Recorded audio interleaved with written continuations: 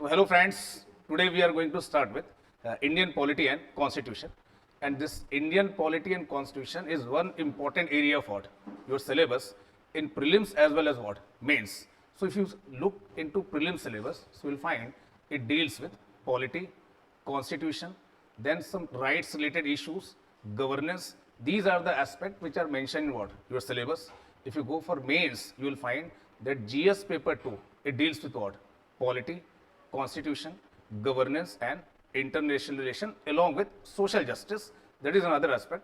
But if you look into GS paper 2, you will find that around 150 to 170 marks every year, year after year, that have been asked from what?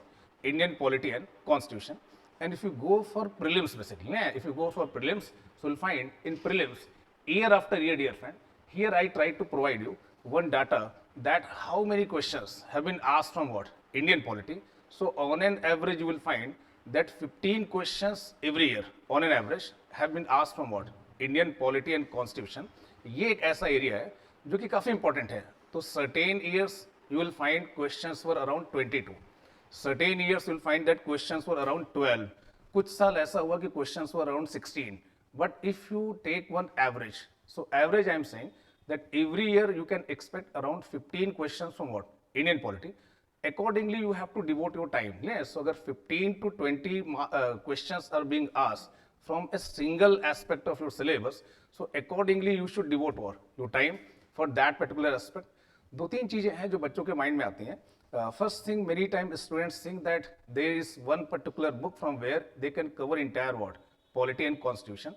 So there is no such single book, dear friend, from where you can cover entire polity and constitution.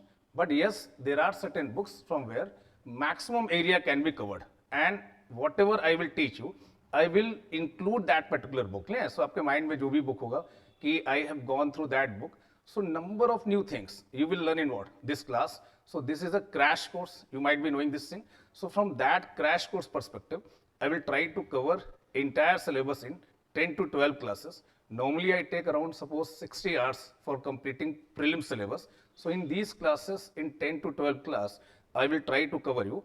But one thing you should rest assured that whatever I will try to cover you, number of new things you will get to know. Yeah. So मेरा जो पूरा focus रहेगा, the focus will be that you should develop some conceptual clarity and how you are going to hit examination.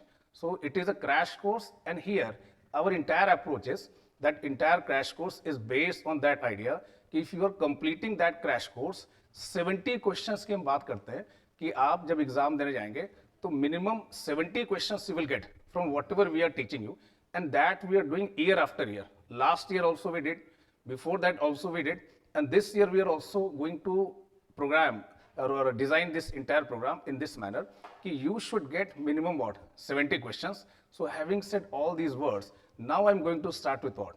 First particular aspect, that is historical background of what? Indian Constitution. और ये जो topic है dear friend, historical background of Indian constitution, हम में से हर कोई इसे पढ़ते हैं, but most of the time क्या होता है, हम इसे याद करते हैं कि 1773 में these provisions are there, 1813 these provisions are there, 1919 these provisions are there, 1935 these provisions are there. So my approach will be little bit different. My approach will be कि in classes only you should develop a kind of understanding. उसके बाद आपने बस अगर इसे 10 या 15 minutes देख लिया, you will be in a position to answer any question from what? This historical background or whatever topic I am going to discuss with what? You people. The only thing is that we will keep this class alive basically. Alive means at any point of time, you people have any doubt, you should feel free to ask. Any doubt अगर आपके mind में आ रहा है, तो आप कभी भी उसे पूछ सकते हैं. So after this thing, I am going to start with this thing. तो देखिए ये जो हम आपके साथ डिस्कस करने वाले हैं, इसमें देखिए एक इंपॉर्टेंट एस्पेक्ट मैं आपको बताना चाह रहा हूँ कि as far as book is concern, most of the time students ask कि which book they should follow for polity and what? Constitution. So there is one important book, that is Indian Polity by what? Lakshmikant sir. That book is there. Most of you might be aware, आप में से कुछ शायद aware नहीं भी होंगे, but अगर polity और कॉन्स्टिट्यूशन पढ़ रहे हैं तो शायद आप में से कोई ऐसा होगा जो इस बुक को नहीं कवर कर रहा होगा. This book is very popular among all aspirants. It's easy to understand, updated means 2019 तक की जो इन्फॉर्मेशन है, जो लेटेस्ट एडिशन है उसमें कवर्ड है, इजी लैंग्वेज में लिखा गया है. It has been written from the perspective of what? UPSC civil service examination. और द ओनली थिंग इज कि देयर आर ऑलमोस्ट 69 चैप्टर्स, इतने ही चैप्टर होंगे मेरे ख्याल से, 60 से अबव चैप्टर्स है। How many chapters are there? इतने ही में होगा ना 69। तो देखिए आप लोग तो पढ़ रहे हैं, आप लोग को ज्यादा याद होगा, आप लोग यंग लोग हैं, clear. So around these many topics और question chapters are there, topics are numerous. So that I am saying कि when I am going to cover this particular topic of polity and constitution, इसको मैं base लेके चल रहा हूँ, clear. इसको मैं बेस लेके चल रहा हूँ, इसलिए बेस लेके चल रहा हूँ because many of you might be studying this particular subject from this particular book. तो आपको ये नहीं लगना चाहिए कि what ever I am teaching in class that is different and what is written in Lakshmikant sir book that is different. So you should develop this idea कि one systematic approach we are following, एक systematic approach लेके चलना है कि वहाँ के भी chapters आपके cover हो रहे हैं और ये classes भी क्या हो रही है, cover हो रही है। So आपको ऐसा नहीं लगना चाहिए कि there is some overlapping is not there, what I am teaching that is different, what is mentioned in Lakshmikant sir book that is different. So that will be your base, but I am not following only that particular book, clear. मैं केवल उस book को follow नहीं कर रहा हूँ। Your NCERTs I will include, जहां से चीजें पूछी जा सकती हैं, डीडी बसु से जहां कुछ चीजें इंपॉर्टेंट है that I will include, but I will try to cover in this manner कि पॉलिटी से कोई क्वेश्चन आपका ना मिस हो if you are going to appear in what this year particular examination. तो इन सारी बातों को बताना इसलिए जरूरी है कि देखिए आपके माइंड में कोई कंफ्यूजन नहीं होना चाहिए। देखिए ये मैंने एक डाटा आपको देने की कोशिश की है कि जब आप यूपीएससी की प्रिपरेशन करते हैं तो many time we have this idea that whatever questions are being asked ये सब उसी एक सिंगल बुक से हैं। लक्ष्मीकांत सर की बुक है और मोस्ट ऑफ द टाइम देखिए मेंटर्स आपको इस तरह से प्रिस्क्रिप्शन देते हैं कि पेज बाय पेज आप उस बुक को क्या करिए, पढ़ लीजिए और आपका काम हो जाएगा। बट देखिए इतना इजी नहीं डियर फ्रेंड। पहला तो पेज बाय पेज आप पढ़ नहीं सकते, रिटेन नहीं कर सकते, इतनी वॉल्यूमिनस बुक है। और दूसरा ये बस मैंने आपको बताने की कोशिश की है कि ये जो ब्लू कलर है डियर फ्रेंड, ये जो ब्लू कलर है ये वो क्वेश्चंस हैं जो लक्ष्मीकांत सर की बुक से आए हैं, ठीक है। ये जो ऑरेंज कलर मैंने यहाँ पे आपको शो करने की कोशिश की है ये वो है जो एनसीईआरटी और डीडी बसु सर की बुक से हैं। और ये जो ग्रे कलर आप देख पा रहे हैं दे आर कंटेम्प्रेरी क्वेश्चन, जो रिसेंट में कोई एक्ट आया है, रिसेंट में कोई सुप्रीम कोर्ट का जजमेंट आया है किसी पर्टिकुलर राइट से related, from there questions have been asked. So I just want to convey you people one single idea that 60 to 70% question you can expect from what? That book of Lakshmikant sir. But अगर आपने उसे अच्छे से पढ़ा है तो even though that question is being asked from a single line of NCERT class 7 book और NCERT class 9 book और NCERT class 11 book, आपकी अंडरस्टैंडिंग ऐसी होनी चाहिए कि you will be able to solve what? That question, because for every question you will not read one book. ऐसा तो नहीं है कि हर क्वेश्चन के लिए आप एक बुक पढ़ेंगे। इसलिए मैंने आपको बताने की कोशिश की है कि questions were asked from different sources also. Many time we have this idea कि questions are asked from one single source also. So the first chapter that is mentioned in Laxmikanth sir book that is of historical background, and the first thing that I am going to discuss with you people that is also what? Historical background of what? Indian constitution. And here there are number of act, बहुत सारे act यहाँ पे mention है 1773 से लेके कब तक 1935 तक। Number of acts are what? Mentioned in this particular chapter also. At the same time, when we start Indian polity and constitution, it is necessary to know about what? These acts. तो आपके mind में question ये आता है कि when we have already our modern constitution that came into force in 1950, why there is any need? जरूरत क्यों है कि हम इन सारे एक्ट्स को क्या पढ़ें? सो जरूरत इसलिए डियर फ्रेंड कि whatever you see today, जो भी आज आप देखते हैं, all political institutions और political practices और political processes, ये जो भी entities हैं, many of them they trace their origin from where? Britishers, like civil services, जिसकी आप क्या कर रहे हैं? Preparation कर रहे हैं। So if you want to see that how condition of civil services is there today, what kind of the reforms have taken place in what? Civil services, so that you will be able to understand in a better manner if you know that how these services were there when they were introduced in Indian context. So civil services reforms की बात होती है आज, but वो start कब से हुए? 1793 से। 1793 में गवर्नर जनरल कौन था? मतलब ये सारी चीजें क्या है? लिंक्ड हैं। आई एम सेइंग कि मॉडर्न इंडिया और इंडियन पॉलिटी का ये कॉमन एस्पेक्ट है। So this is one single aspect of your syllabus that is common in both modern Indian history as well as what? Indian polity. You talk about parliamentary form of government. So parliamentary form of government की शुरुआत हम trace करते हैं from 1861 act basically. So what I mean to say कि what ever political institution, whatever political processes, whatever political practices that are there in India, in contemporary India, many of them, they trace their origin from what? Britishers, and because of that, these acts are important to understand what? Those institutions, those practices, and how these things originated, how they got evolved, and how they are existing when you see them today. और जब हम in act की बात करते हैं तो in your book also, other way also, these act have been divided into two part. देखिए कुछ acts हैं जिनको मैं refer कर रहा हूँ pre 1858 and there are certain act that I am referring as what? Post 1858. So here 1857 I am taking a watershed year. 1857 में एक रिवोल्ट हुआ और उसके पहले की सिचुएशन और उसके बाद की सिचुएशन क्या है? अलग अलग है. समझ में आ रहा है नहीं आप लोग को? कुछ आप लोग नहीं बोल रहे इसलिए मैं थोड़ा सा हाँ तो सर और हिलाते रहिए जैसे पता रेगुलर कि हाँ ठीक है. तो ना हमें देखिए क्लास को अलाइव रखना है और मैं आपको एश्योरेंस दे रहा हूँ डियर फ्रेंड कि पॉलिटी में हम जो भी यहाँ पे डिस्कस करने वाले हैं आपके लिए बहुत ईजी हो जाएगा. You will not miss. So this year तो question in 2020 were little bit easy. ठीक है, इजी क्वेश्चन थे और बहुत सारे बच्चों ने उसे कर लिया था. बट कभी भी यूपीएससी किसी भी एक एरिया को क्या कर सकते हैं? डिफिकल्ट कर सकते हैं. और जिस साल उन्होंने जिस एरिया को डिफिकल्ट किया वो बहुत क्रूशियल हो गया. So whatever we will do in classes that I am saying it will be very easy for you if you are going to appear in what 2021. I'm not saying this is the best polity, but it's that something that is very relevant from your UPSC civil service examination. So jitne bhi act hain I am dividing them into two part, pre 1858 and post 1858. ये बातें किताब में भी mention है, ये किताब में भी मेंशन है, बट क्या नहीं मेंशन है?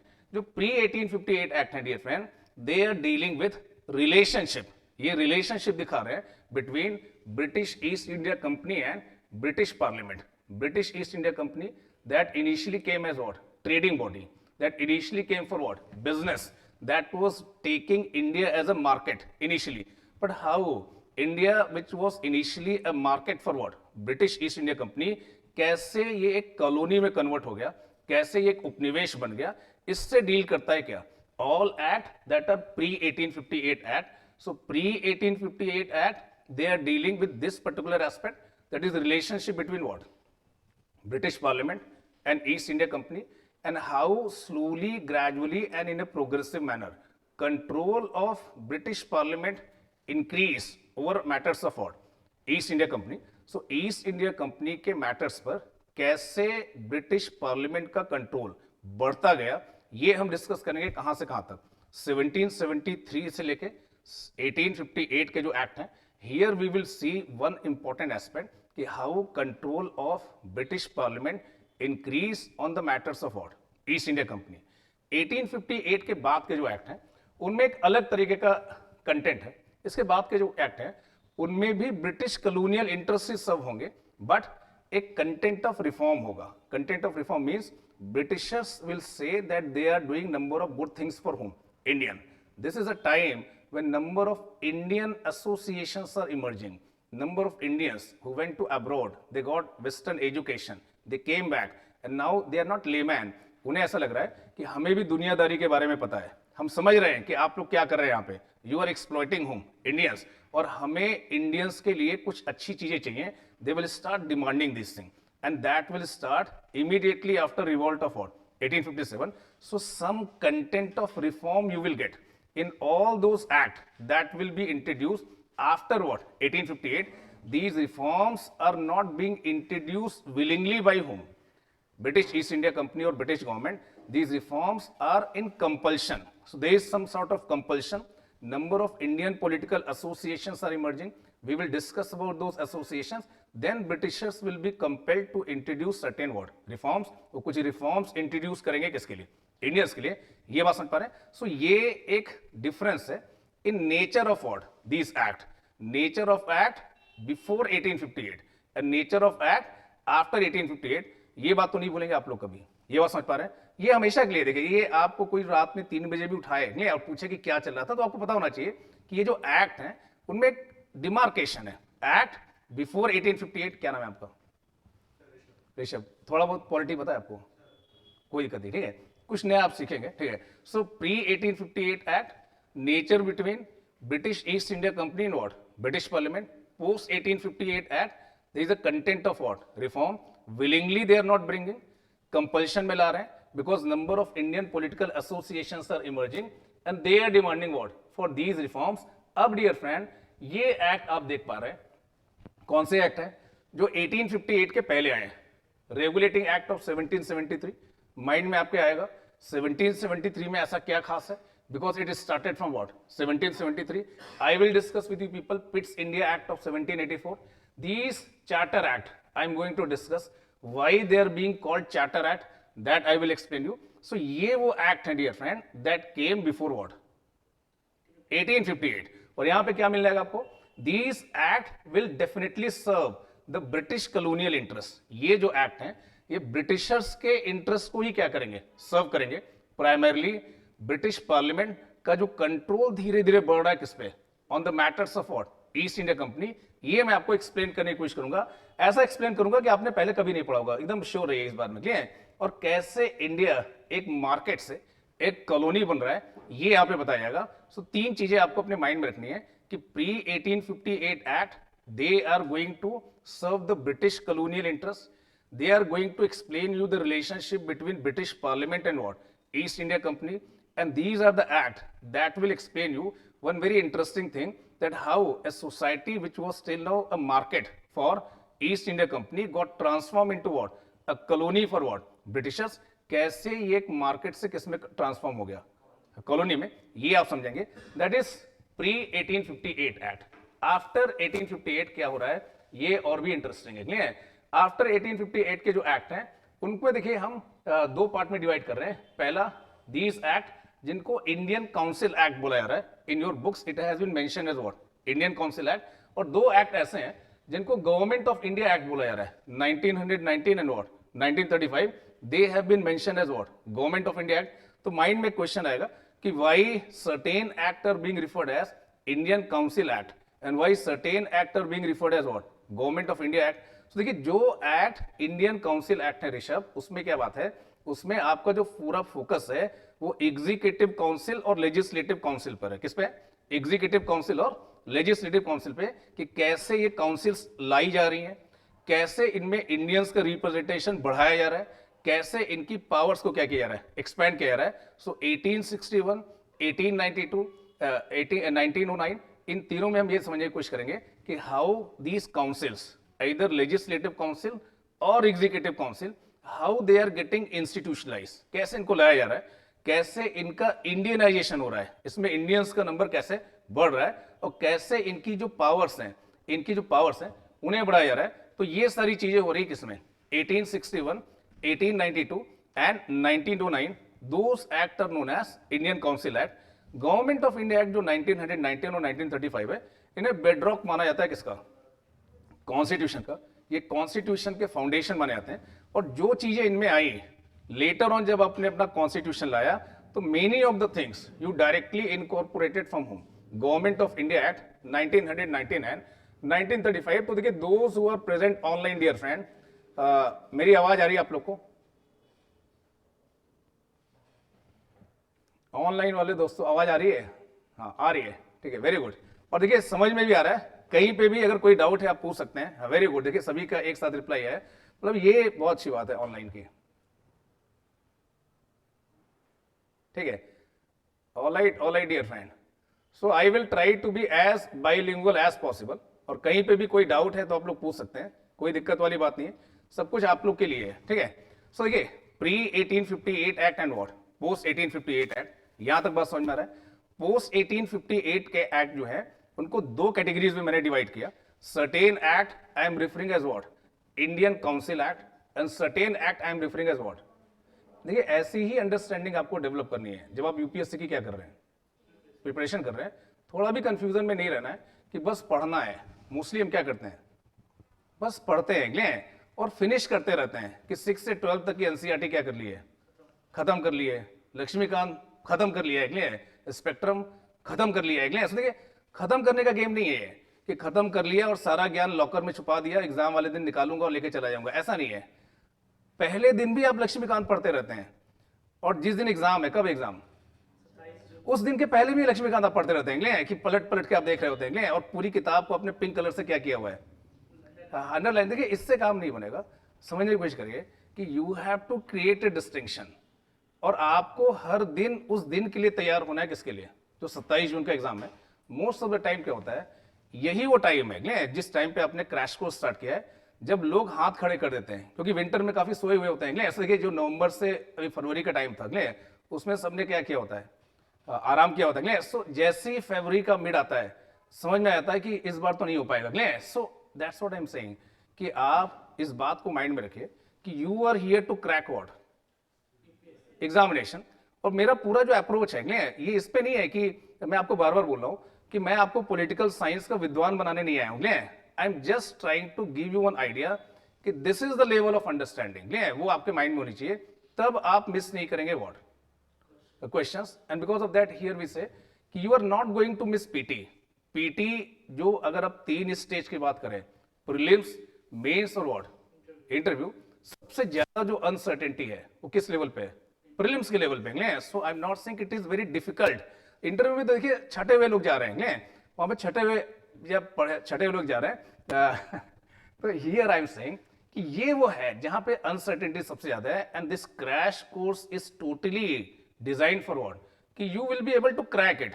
तो जब हम बार बार बात करें ना कि 70% क्वेश्चन यहां से आएंगे, तो आने वाले हैं, इसलिए आने वाले हैं कि हम पॉलिटी को, हिस्ट्री को, जो भी चीज पढ़ाने वाले हैं उसको इस तरह से कवर करने वाले हैं कि आपको सेटिस्फैक्शन हो जाएगा कि हाँ मैंने इस तरह से चीजों को नहीं पढ़ा था। और देखिए जब आपको ये सेटिस्फैक्शन हो जाएगा तो डेफिनेटली आपका कॉन्फिडेंस क्या होगा, बूस्टअप होगा। आपको लगेगा कि पूछो यूपीएससी, तो आप देखिए जब ये फीलिंग आ जाएगी so definitely you are going to do it. But last मौके तक आपको क्या लगता था कि सब लीक हो जा रहा है, क्लियर, सब भूल जा रहा हूं, क्लियर। क्योंकि देखिए जब तक आपको ये लगता रहेगा कि अभी भी प्रिपरेशन क्या नहीं हुई है, कंप्लीट नहीं हुई है, तब देखिए जाने का कोई मतलब ही नहीं है। बट जैसे आपको, क्या नाम है आपका, हाँ आयुष, जैसे आपको लग जाएगा कि अब चीजें मेरी मुट्ठी में आ गई, अब कुछ भी पूछा जाए, तो देखिए ये कॉन्फिडेंस आपको बहुत आगे ले जाएगा। आपके जो कॉम्पिटिटर्स हैं, it is a relative competition, आप सब काफी तेज है, पढ़े लिखे हैं। बट देखिए मैं कितना भी चाहूं कि सब एक साथ आईएएस बन जाए, होना थोड़ा सा क्या है, मुश्किल है। बट डेफिनेटली आप में से कुछ लोग तो वो छुपे हुए सुल्तान हैं जो बैठे हुए हैं, और उनके अंदर कुछ बातें हैं। So here I am saying कि ये जो मैं आपको हिस्टोरिकल बैकग्राउंड पढ़ा रहा हूं, देखिए ऑनलाइन वाले दोस्तों भी ऐसा मत सोचेगा कि आपको इग्नोर किया जा रहा है, ठीक है। तो ये जो हम आपके साथ डिस्कस कर रहे हैं, इसमें कोशिश यही है कि आप लोग को एक कॉन्फिडेंस आ जाए। और यहां तक देखिए हम जो भी आपके साथ डिस्कस कर रहे हैं, आई होप कि चीजें आप लोग को समझ में आ रही हैं, ठीक है, ठीक है। तो अभी तक हमने डिस्कस किया प्री 1858 एंड व्हाट पोस्ट 1858। बीच बीच में ये सब बातें मैं करता रहता हूं जिससे थोड़ा सा क्लास कर रहे हैं, इंटरेस्टिंग लगे ना, ऐसा नहीं लगे कि बस पढ़ाने आया और पढ़ा के चला गया, ठीक है, ऐसा नहीं है। मतलब मस्त होकर पढ़िए, ठीक है, और एंजॉय करिए। लर्निंग है, it's not a teaching, it's not one way authoritarian teaching, it's a process of learning. Indian council act 1861, 1892, 1909, government of India act 1919 and what 1935. Why we are referring them council act? Because their main focus in what, legislative council, executive council, how they have been institutionalized, how Indianization will take place, how their power, their capacity will increase. Then here we will discuss about foundation of what, Indian constitution. And that's what I am saying कि they are the bedrock of Indian constitution. Whatever you introduce, जो भी आपने introduce किया government of India act 1919 में, 1935 में, उन्हीं चीजों को लेकर आगे जाके आपने क्या बनाया, कॉन्स्टिट्यूशन बनाया। ये बात समझ पा रहे डियर फ्रेंड, यहां तो कोई डाउट नहीं है। ऑनलाइन ये चीजें समझ में आ रही है आप लोग को, यहां तक देखिए कोई मैंने कुछ पढ़ाया ही नहीं अभी तक, अभी बस भूमिका बना रहा हूं, एक बैकग्राउंड बना रहा हूं। तो आप लोग ये मत सोचिए कुछ छूट गया है, ठीक है, कुछ भी नहीं छूटा है, आप पूछते रहिए, मैं सारी चीजें कराऊंगा। मैं, आप बिलीव रखिए, जो मैं कराऊंगा आपको नहीं पता कि कौन क्या बना रहा है, क्लियर, कुछ भी आपको नहीं पता, क्लियर, ये आपको कोई आइडिया नहीं है। मैं इस फील्ड में पिछले 15 सालों से हूं, ठीक है, और आप मेरी बात मानिए, ये सब क्रिएटेड है, क्लियर, कि ये टेस्ट सीरीज वो टेस्ट सीरीज, क्लियर, एक बार आप पढ़ लो, उसके बाद आप खुद समझ जाओगे कि what is the requirement of what UPSC. जो भी कमिटमेंट यहां से किया गया है मैं सब कराऊंगा। बट देखिए होता क्या है ऋषभ, होता क्या है, देखिए शुरुआत में भी हमारे माइंड में बहुत सारी चीजें होती हैं, डाउट होती है, कुछ हम रिचुअल्स बना लेते हैं कि अगर ये चीजें हमने नहीं की तो हमारा सिलेक्शन। मैं ऐसे चीज आपको पढ़ा दूंगा ना पॉलिटी कि आप, मैं क्या बोल रहा हूं कि एकदम सेटिस्फाई हो जाएंगे आप, एलिमिनेशन में काम आएगा। हम अपने भी टेस्ट आपको कराएंगे, ठीक है, सारी चीजें कराएंगे। हमारा पूरा फोकस बस क्या है कि आपका एग्जाम क्रैक हो, बट ये आपके माइंड में कि अगर वो चीज नहीं की तो क्या नहीं होगा। ऐसा मैं देखिए बहुत सारे बच्चों को पढ़ाता हूँ, मैं बहुत सारे बच्चों को पढ़ाता हूँ, बहुत टाइम से मैंने पढ़ाया है, तो कुछ चीजें मैं एक टीचर से अलग जाके एडवाइस देता हूँ, क्लियर, मतलब एक ह्यूमन बीइंग की तरफ से, एक सीनियर की तरफ से, as an aspirant of UPSC as well as a mentor of what UPSC, दोनों तरीके से मैं इस प्रोसेस को गुजर चुका हूँ, क्लियर। तो हम कई बार ऐसा माइंड में रखते हैं कि अगर ये चीज नहीं की तो सिलेक्शन नहीं होगा। तो बहुत सारे लोग इंडिया एयरबुक बस इसलिए पढ़ लेते हैं कि इंडिया एयरबुक आ गई है, क्लियर, अब आ गई है तो क्या करना है, पढ़ना है, ठीक है, और नहीं पढ़ेंगे तो क्या नहीं होगा। और जब एग्जाम देके आते हैं तो उसमें से कुछ भी नहीं आया होता है, और उसके चक्कर में आपने 400 पेज क्या कर लिए, पढ़ लिए। तो वो सारी चीजें हम कराएंगे, बट अभी फोकस किस पे रखेंगे, historical background of what Indian constitution. इससे रिलेटेड कोई डाउट होगा डेफिनेटली आई विल एड्रेस, ये बात समझ पा रहे हैं। सो यहां तक मैंने आप लोग को बता दिया, यहां तक कोई डाउट नहीं है। अब देखिए बात होती है कि why it started from what 1773। देखिए 1773 से क्यों स्टार्ट हो रहा है, इसके बारे में आपके साथ बात करते हैं, ठीक है। दीपक, मनीष, नीलेश, अभिजीत, यहां तक समझ में आ रहा है? अरे मैं कोशिश कर रहा हूं दोनों लैंग्वेज में बोलने की, कई बार 60-40 हो सकता है, 70-30 भी हो सकता है, ह्यूमन बीइंग हूं, ठीक है, but I will try to do justice with both the language, ठीक है। मैं दोनों लैंग्वेज के साथ जस्टिस करने की कोशिश करूंगा, और इसमें बहुत ज्यादा लैंग्वेज का ऐसा कुछ है नहीं, तो दोनों में देखिए, दोनों में बातें करूंगा, हिंदी में भी और इंग्लिश में, ऐसी डिमांड थी, ठीक है। तो यहां तक कोई डाउट नहीं। 1773 में आयुष ऐसा क्या है कि 1773 से स्टार्ट हो रहा है? 1773 में बंगाल में फेमाइन है, ठीक है, सही बात है, ठीक है। तो देखिए 1773 से चीजें स्टार्ट हो रही है। रेगुलेटिंग एक्ट की बात कर रहे हैं बेसिकली। 1600 में ब्रिटिश ईस्ट इंडिया कंपनी आई कहां से, इंग्लैंड से, with charter of what British crown, कि जाओ और ऐश करो, क्लियर, आप अकेले आइए, क्या करिए, ट्रेड करिए, you will be the only company from our side with trade monopoly. They came with what, trade monopoly. They came for what purpose, trade, business, company की तरह है। और ऐसा बोला जा रहा था कि ब्रिटेन के जो सबसे बड़े मर्चेंट्स हैं उनका एक ज्वाइंट वेंचर था, क्या, United company of merchant of England trading with what east, in short known as what, East India Company. So they came as a trading body, they came as what, mercantile body. But 1773 में ऋषभ कुछ ऐसे developments हो रहे हैं, because of that company पर control या regulation start हो जाएगा किसका, ब्रिटिश पार्लियामेंट का। 1773 का ये दौर है, तब तक बैटल ऑफ प्लासी हो चुकी है, बैटल ऑफ बक्सर हो चुका है, और company they are not just acting as what company, they are fighting battle, war, signing treaties, gift ले रहे हैं, दीवानी राइट्स की बात हो रही है। तो ये सारे काम कर रहे हैं कौन, ईस्ट इंडिया कंपनी। और ब्रिटिश मोनार्क को ऐसा लग रहा है कि कंपनी तो हाथ से जा रही है, बेसिकली ये कंपनी क्या है, हाथ से जा रही है। They are emerging as a sovereign power, they are emerging as sovereign power, they are not doing trade, they are not doing business, ये ट्रेड नहीं कर रहे हैं, बिजनेस नहीं कर रहे हैं, rather they are fighting war, battle, ये तो स्टेट का काम है, ट्रीटी साइन करना किसका काम है, स्टेट का काम है। बट 1773 में वो अपॉर्चुनिटी मिल जाती है किसे, ब्रिटिश क्राउन को या ब्रिटिश पार्लियामेंट को, और वो अपॉर्चुनिटी मिलती है तीन वजहों से मिलती है अपॉर्चुनिटी। ये बात मैं आपके साथ डिस्कस करने की कोशिश करूंगा। वो तीन वजह क्या है, सबसे पहला है notorious famine that took place in Bengal in 1773, जिसके बारे में आपने हिस्ट्री में पढ़ा हुआ है कि 10 million people died, 10 million means 1 crore people died, और अगर थोड़ा बहुत हिस्ट्री आपने पढ़ी है तो first territory that Britishers they captured, east India company captured, वो क्या थी, बंगाल थी। और ये आज का बंगाल नहीं है जिससे आप वेस्ट बंगाल बोल रहे हैं, जहां पे देखिए अलग अलग पार्टी सरकार बनाने के लिए फाइट कर रही है। देखिए ये बंगाल नहीं है, ये बंगाल, बिहार और उड़ीसा है, जिसमें बांग्लादेश भी है। सो ये एक ऐसा एरिया था that was a major source of revenue for hmm, British East India company. So East India Company का जो मेजर सोर्स ऑफ रेवेन्यू था वो क्या था, बंगाल था। वहां पे फमाइन आ गया, इतने लोगों की डेथ हुई, ऑब्वियसली रेवेन्यू नहीं मिलेगा। और battle of Plassey, battle of Buxar, ये दो तो ऐसी बैटल थी जिसमें कंपनी ने हराया किसे, बंगाल के नवाब को, बहुत सारा पैसा मिला किसे, ईस्ट इंडिया कंपनी को, दीवानी राइट्स भी ले लिए उन्होंने। बट एक बैटल ऐसी पड़ी जो काफी रॉन्ग हो गई किसके लिए, ब्रिटिशर्स के लिए, that was first Anglo Mysore war. First जो एंग्लो मैसूर वॉर है, ये सब हिस्ट्री में पढ़ते हैं, 1766 टू 69, सम बुक 67 टू 69। ये एक ऐसी बैटल थी जिसमें Haidar Ali defeated hmm, East India company, treaty of Madras was signed, और सिंगल हैंडेडली डिक्टेट किया किसने? हैदर अली ने। बहुत सारा पैसा देना पड़ा किसे?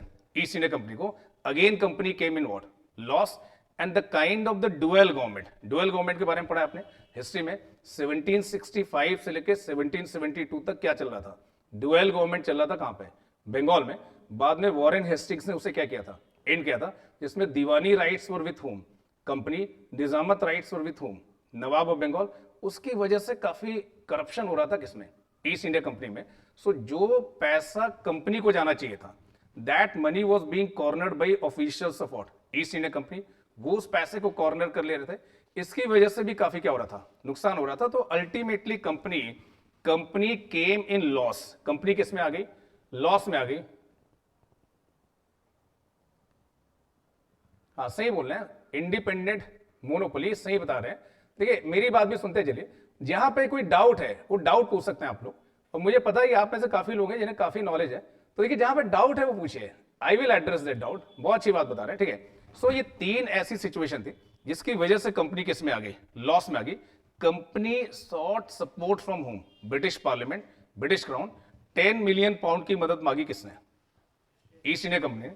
बट ये होता क्या है, जो मदद देता है आपको, मदद के साथ साथ क्या देता है? एडवाइस भी देता है। कई बार कुछ कागज पे क्या करा लेता है? साइन करा। अब वो दौर गया जब आप एहसान से दबा देते थे मदद करने के लिए। अब आप क्या करते हैं? कुछ कागज पे साइन करा देते हैं कि मदद कर रहा हूं, बट अपनी जमीन के क्या करो? कागजात रख दो। So when company sought the help of what? British monarch, British parliament. British parliament thought that this is the right opportunity to impose certain conditions on hmm? East India Company. ये सही मौका है कि ये कंपनी को regulate करने का सही मौका है। And through this act for the first time British monarch, British parliament, they will try to regulate affairs of what? East India company. And because of that this act is known as what? Regulating act. इन background में आ रहा है, इस situation में आ रहा है, इसलिए ब्रिटिश पार्लियामेंट को लग रहा है कि एक मौका है, एक अपॉर्चुनिटी है, रेगुलेट कर सकते हैं किसे? ईस्ट इंडिया कंपनी को। इसलिए इसको क्या बोला जा रहा है? रेगुलेटिंग एक्ट बोला जा रहा है। तो ये बैकग्राउंड क्लियर है नहीं आप लोगों को? इसमें कोई डाउट नहीं है। अब देखिए इस बैकग्राउंड के बाद जो रेगुलेटिंग एक्ट आ रहा है, ये सारा देखिए मैंने आपको बताया है कि किस तरह से वो बैकग्राउंड था। अब यहां पे हम आपके साथ डिस्कस करने वाले हैं कि ये जो लॉस हो रहा है किसे? ईस्ट इंडिया कंपनी को। Company sought the help from hmm, British parliament. 10 million pound की हेल्प मांगी गई। उस समय के हिसाब से काफी बड़ी क्या थी? रकम थी। And that was an opportunity for hmm, British monarch और British parliament, to regulate the affairs of hmm, East India company. और उस वजह से इस एक्ट को हम क्या बोल रहे हैं? रेगुलेटिंग एक्ट बोल रहे हैं। ये बात समझ पा रहे हैं डियर फ्रेंड या नहीं? देखिए यहां तक बातें सभी को समझ में आ रही है ऑनलाइन या नहीं?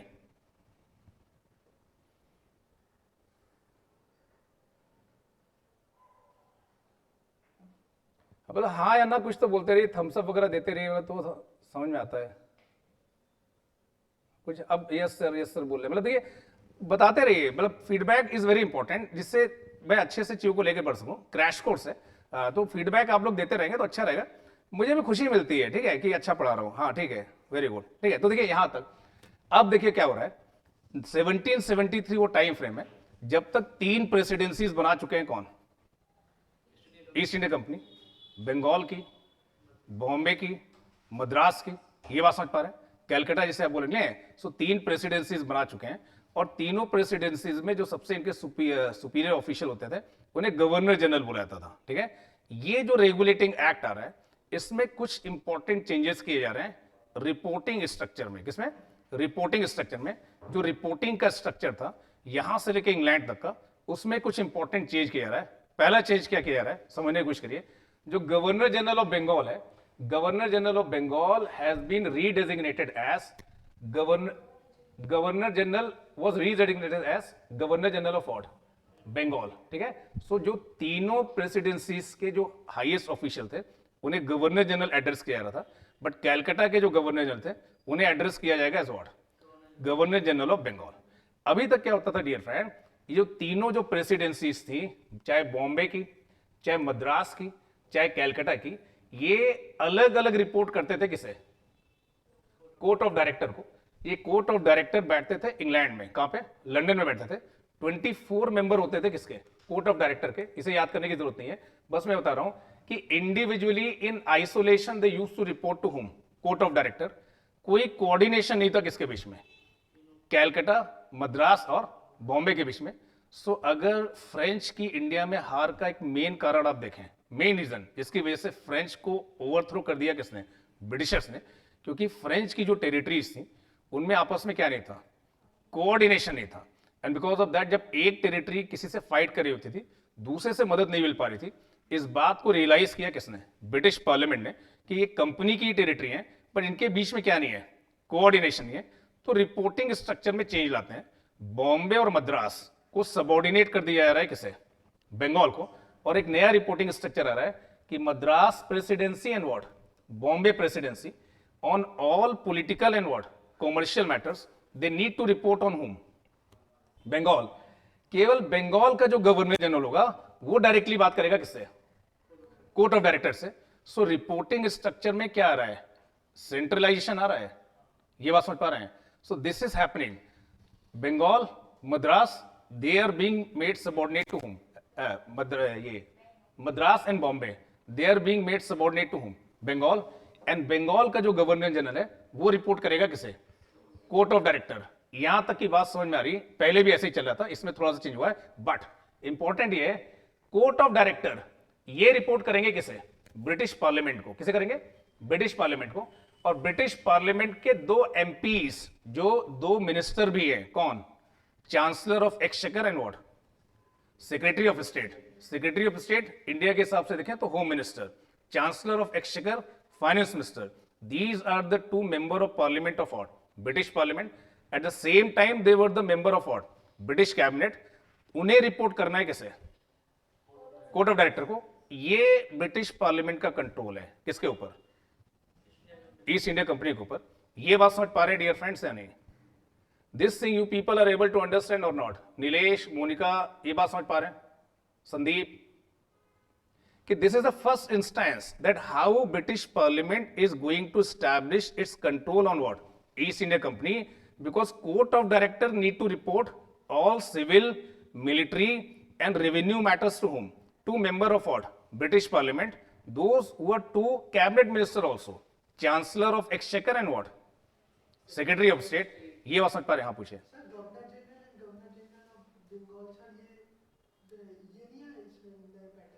नहीं आ गए ना, देखिए जब आप बोल रहे हैं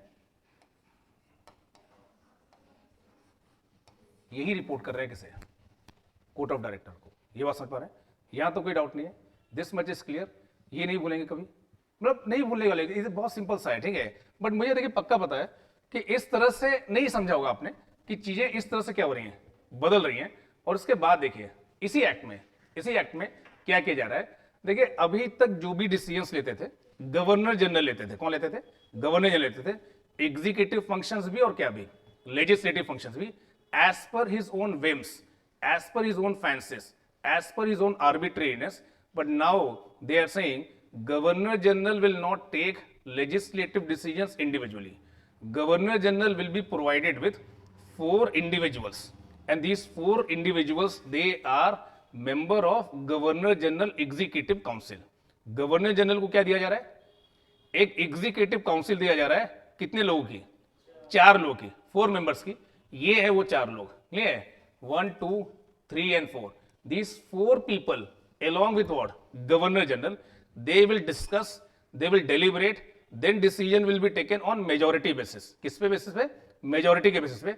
अब अगर कोई रेगुलेशन लाना है किसे, गवर्नर जनरल को, this much Hindi you are able to understand और नॉट। जहां पे भी दिक्कत होगा you should feel free, because I have to manage, ठीक है। तो बस ठीक है, ये आपको पहले बताना था, तो पॉलिटी हिंदी में पढ़ा रहा हूँ और क्या कर रहा हूँ, ठीक है, ठीक है, ठीक है। तो देखिए governor general and what, 4 members of what, executive council. Now if governor general has to bring any regulation, he will bring it in consultation with whom, these 4 members, and decision will be taken on what basis, majority basis. मतलब अगर आपको कोई कानून लाना है तो governor general जो है इनके पास 2 वोट हैं, क्या है, 2 वोट हैं, एक इनका नॉर्मल वोट और एक casting vote. If there will be deadlock, he can use what, his casting vote. So किसी भी रेगुलेशन को लाने के लिए आयुष मिनिमम इन 4 में से कितने लोग का सपोर्ट आपको चाहिए, if you are governor general, 2। मतलब मिनिमम इनमें से 2 का आपको क्या चाहिए, सपोर्ट चाहिए, तभी आप ऐसा रेगुलेशन ला पाएंगे। कल तक आप अकेले करते थे, as per your whims, as per your fancies, you are the boss. Now these 4 individuals, they are educated people, they are literate people, legal people. इनमें से 2 का सपोर्ट लेना डिफिकल्ट हो रहा था किसको? गवर्नर जनरल को। मेरी टाइम इट हैपेंस कि एक का ही सपोर्ट मिल पाता था, किसे? गवर्नर जनरल को। ये बहुत सारा डिस्कस करते थे, बहुत सारा डिलीबरेट करते थे। गवर्नर जनरल को रेगुलेट करने की कोशिश करते थे कौन? ये चारों पीपल। सो पहली बार क्या हो रहा है कि एग्जीक्यूटिव काउंसिल दी जा रही है, governor general plus 4 persons executive council, and that executive council you have to consult, discuss, deliberate, then decision will be taken on what basis? Majority basis। पहली बार सुप्रीम कोर्ट क्या किया जा रहा है? एस्टैब्लिश किया जा रहा है कहां पे? कैलकाटा में, ठीक है, बंगाल में, कैलकाटा में, ठीक है। But that is not the kind of the supreme court that you have today. आज जो सुप्रीम कोर्ट है ये एपेलेट कोर्ट की तरह से काम करता है, हाईएस्ट कोर्ट ऑफ क्या? अपील है। But this is a court only for British native. किसके लिए?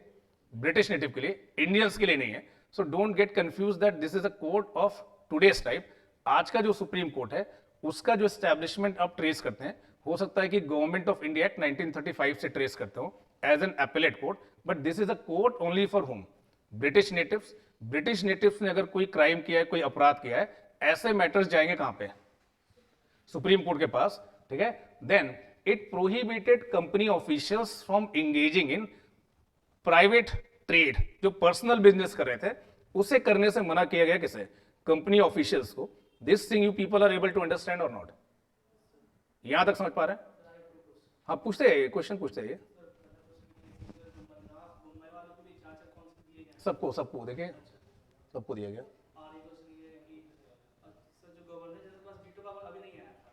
अभी नहीं। वीटो किस पे आप लगाएंगे? वीटो जब कोई लेजिस्लेटिव असेंबली होगी, वो कोई बिल पास करेंगे, उन्होंने पास कर दिया, तब एज एन एग्जीक्यूटिव आप क्या लगाएंगे? वीटो लगाएंगे। बट ये तो आपकी एग्जीक्यूटिव काउंसिल ही है, मतलब ये आपके साथ के ही लोग हैं, भैया सकता है। आपको बस एक कास्टिंग वोट दिया गया। क्या दिया गया? नहीं नहीं, कास्टिंग वोट वीटो नहीं हो dear friend. Veto is a negative power. Veto क्या है? नेगेटिव पावर है, जिसके थ्रू कुछ होने वाला है उसे आप होने से क्या करते हैं? That is veto. Casting vote आप यूज करते हैं, कुछ रुका हुआ है वो आगे बढ़ सके, डेडलॉक को हटाने के लिए आप क्या करते हैं? ये बात समझ पा रहे हैं? यहां तक समझ में?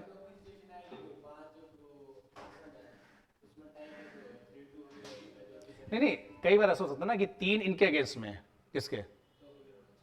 ये आ सकता है। तो एक कास्टिंग वोट दिया गया है किसे? गवर्नर जनरल को। 1 casting vote and 1 vote normal vote. हाँ, डेडलॉक है। बट यहां पे क्या हो रहा है? हाँ, यहां पे हो नहीं पा रहा है, बट यहां सपोर्ट नहीं मिल पा रहा है किसका?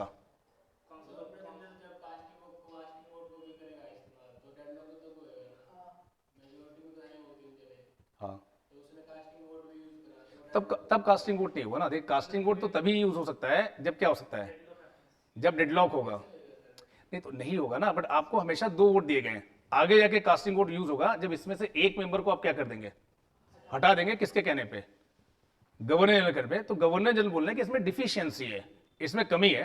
पहला तो मैं अपना कास्टिंग वोट क्या नहीं कर पा रहा हूं? यूज ही नहीं कर पा रहा हूं। ये आपने जो 4 का नंबर दिया है, इसे आप 3 करिए, तब जाके मैं क्या कर पाऊंगा?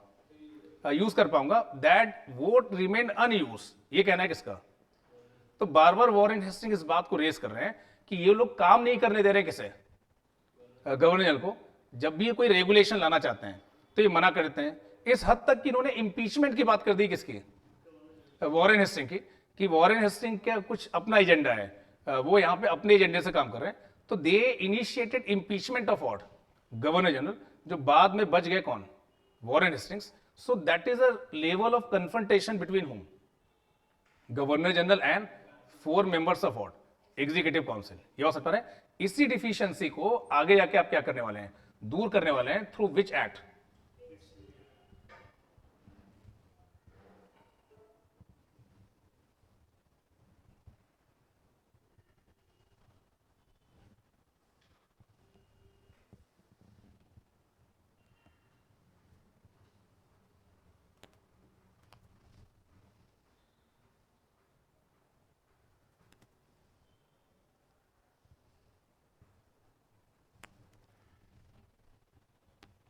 पिट्स इंडिया एक्ट, ठीक है। सो देखिए पिट्स इंडिया एक्ट 1784, इनके बारे में देखिए आप लोगों ने हिस्ट्री में पढ़ा होगा। He is the youngest prime minister of what, Britain. At the age of 24 he became what, prime minister. At the age of 21 he became member of parliament. और तब की बात ही नहीं है, आज तक की भी ब्रिटिश हिस्ट्री में ही is regarded as the youngest prime minister of what, England. और उन्हीं के नाम पे इस एक्ट को क्या बुलाया रहा है, पिट्स इंडिया एक्ट बुलाया रहा है। And this act will try to remove the deficiencies of what, regulating act. इसमें देखिए क्या किया जा रहा है, इसमें बोला जा रहा है कि अभी तक जो रिपोर्टिंग स्ट्रक्चर आप समझ पाए थे वो क्या था कि Madras and Bombay they were made subordinate to whom, Bengal will be reporting to whom, court of director, and court of director will be reporting to board of control। अब ये जो board of control है dear friend, इसका size बढ़ा दिया गया है। इन दोनों लोगों को तो आप लोग जानते हैं, किसे, सेक्रेटरी ऑफ स्टेट को और चांसलर ऑफ एक्सचेकर को तो आप जानते हैं। 4 और लोग को लाया जा रहा है and these 4 members will be appointed by home, British crown. जो ब्रिटेन की अपर जो हाउस है, जो हाउस ऑफ लॉर्ड्स है, उनमें से 4 मेंबर को ला रहे हैं कौन, ब्रिटिश क्राउन नॉमिनेट करेंगे। And now you need not to report only to 2 member, now you need to report how many member, 6। मतलब ब्रिटिश पार्लियामेंट का कंट्रोल क्या हो रहा है, बढ़ रहा है। This thing you people are able to understand और नॉट, ये बात समझ पा रहे हैं।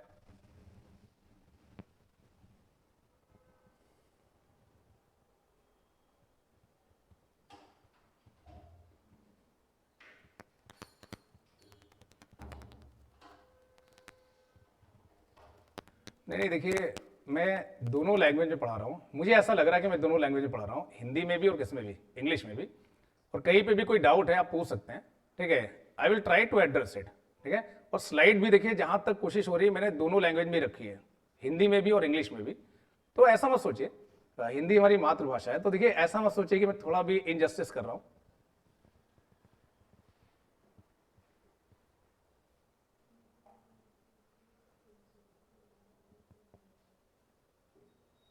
हाँ नोट्स में मिलेगा, नोट्स वगैरह बहुत मिलेगा, एकदम चिंता मत करिए, ठीक है। एवरीथिंग ठीक है। यहां तक समझ पा रहे थे, क्या डिस्कस कर रहे थे लास्ट लाइन में, क्या डिस्कस की थी। हाँ बोर्ड, हाँ 6, यहां तक कोई डाउट नहीं है।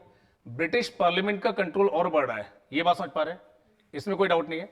देन दूसरा क्या कर रहे हैं, जो एक प्रॉब्लम आयुष बता रहे थे कि एक प्रॉब्लम हो रही है, किसे, एक प्रॉब्लम हो रही थी गवर्नर जनरल को, उसे यहां पे एड्रेस किया जाएगा। बट टिल यस्टरडे जो कोर्ट ऑफ डायरेक्टर था, वो कंपनी के दोनों तरह के मैटर को देखता था, पॉलिटिकल मैटर्स को भी और किसको भी, कॉमर्शियल मैटर को। बोले इन्हें सेग्रीगेट करते हैं। आप कॉमर्स के बारे में ज्यादा ट्रेंड है, कौन, कोर्ट ऑफ डायरेक्टर। बिजनेस करने का आपको आइडिया है, ट्रेड करने का, आप वही मैटर देखिए, कौन से मैटर, कॉमर्शियल मैटर। हमें ज्यादा आइडिया है किसे, ब्रिटिश पार्लियामेंट को क्या टैकल करने का, पॉलिटिकल मैटर्स का। So political matters will be reported to hmm, board of control. Commercial matters will be reported to hmm, court of director. So जितने भी कॉमर्शियल मैटर्स हैं, जितने भी व्यापारिक मैटर्स हैं, उन्हें आप रिपोर्ट करेंगे किसे, कोर्ट ऑफ डायरेक्टर को। और जो भी पॉलिटिकल मैटर्स हैं उन्हें आप रिपोर्ट करेंगे किसे, बोर्ड ऑफ कंट्रोल को। इस तरह का एक सेग्रीगेशन हो रहा है between commercial matters and what, political matters. This thing you people are able to understand और नॉट, ये बात समझ पा रहे हैं। देन फर्दर क्या हो रहा है, फर्दर भी कुछ चेंजेस किए जा रहे हैं। जो काउंसिल में 4 मेंबर्स थे, उन्हें घटाकर क्या कर दिया जा रहा है, 3 कर दिया जा रहा है। अब आप यूज कर सकते हैं क्या, कास्टिंग वोट। और अब एक रिलीफ है किसके लिए, गवर्नर जनरल के लिए। इस समय भी गवर्नर जनरल कौन है, वॉरेन हेस्टिंग है। ये एक रिलीफ दिया गया है किसे, वॉरेन हेस्टिंग को। बार बार बोले थे कि उसमें काम हो नहीं पा रहा था, वो जो 2 वोट आपने दिए थे उसका कोई यूज ही नहीं हो पा रहा था। I was not able to remove the deadlock and repeatedly deadlock was taking place. These 4 members of executive council, ये मुझे नया रेगुलेशन लाने नहीं दे रहे। तो अब जो एग्जीक्यूटिव काउंसिल में 4 मेंबर्स से रिड्यूस करके क्या कर दिया जा रहा है, 3 कर दिया जा रहा है, ये बात समझ पा रहे हैं। देन फर्दर, अब जो कंपनी की जो टेरिटरीज हैं इंडिया में, उन्हें रिफर किया जाएगा ब्रिटिश पोजेशंस इन इंडिया। क्या रिफर करेंगे, ब्रिटिश पोजेशन इन इंडिया। और जो गवर्नर जनरल ऑफ बंगाल है, अब उसे अपॉइंट नहीं करेंगे कौन, कोर्ट ऑफ डायरेक्टर।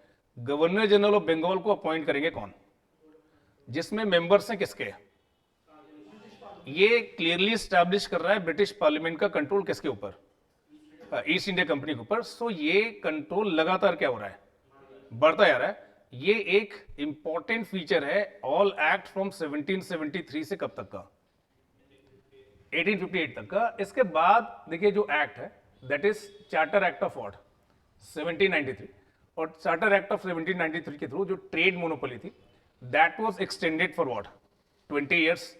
जो ट्रेड मोनोपोली लेके आए थे कौन, East India Company. British parliament बोली कि अब हम रिन्यू करेंगे इसे, after every 20 year we will try to what renew it.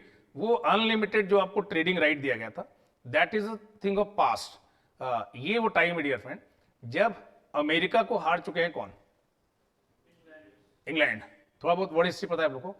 तो they lost one major colony and they don't want to lose this new territory incidentally acquired by their own company known as what East India company. So अगर American war of independence थोड़ा बहुत पढ़ा है आप लोगों ने, पढ़ा है या नहीं पढ़ा है? नहीं पढ़ा है तो कोई दिक्कत वाली बात नहीं है, ठीक है, उसका इससे कोई लेना देना नहीं है। बट जिन्होंने पढ़ा है उसका पहला जो इंसिडेंस है कहां से स्टार्ट होता है? हाँ बस पढ़ा है, बोस्टन टी पार्टी से। कहां से? बोस्टन टी पार्टी से। और जो टी लीव्स के जो ट्रंक थे वो उन्हें समुद्र में फेंक दिया जाता है, वो किस कंपनी के थे? मतलब ये छोटी मोटी कंपनी नहीं है, बस मैं ये बताना चाह रहा हूं कि इसका हाथ यहां से लेके कहां तक है, यूएस तक है, बहुत बड़ी कंपनी है। सो इन्हें पता है कि किस तरह से वहां पे कंपनी की पॉलिसीज के अगेंस्ट में एंगर बढ़ा and ultimately we lost what a major territory. We should not lose this territory and because of that हमारा रेगुलेशन बने रहना चाहिए किस पे, ईस्ट इंडिया कंपनी पे। इन्हें ट्रेड करना पता है, गवर्नेंस करना क्या नहीं पता है। So for governance for administration we should keep on giving some guidelines to hmm East India company.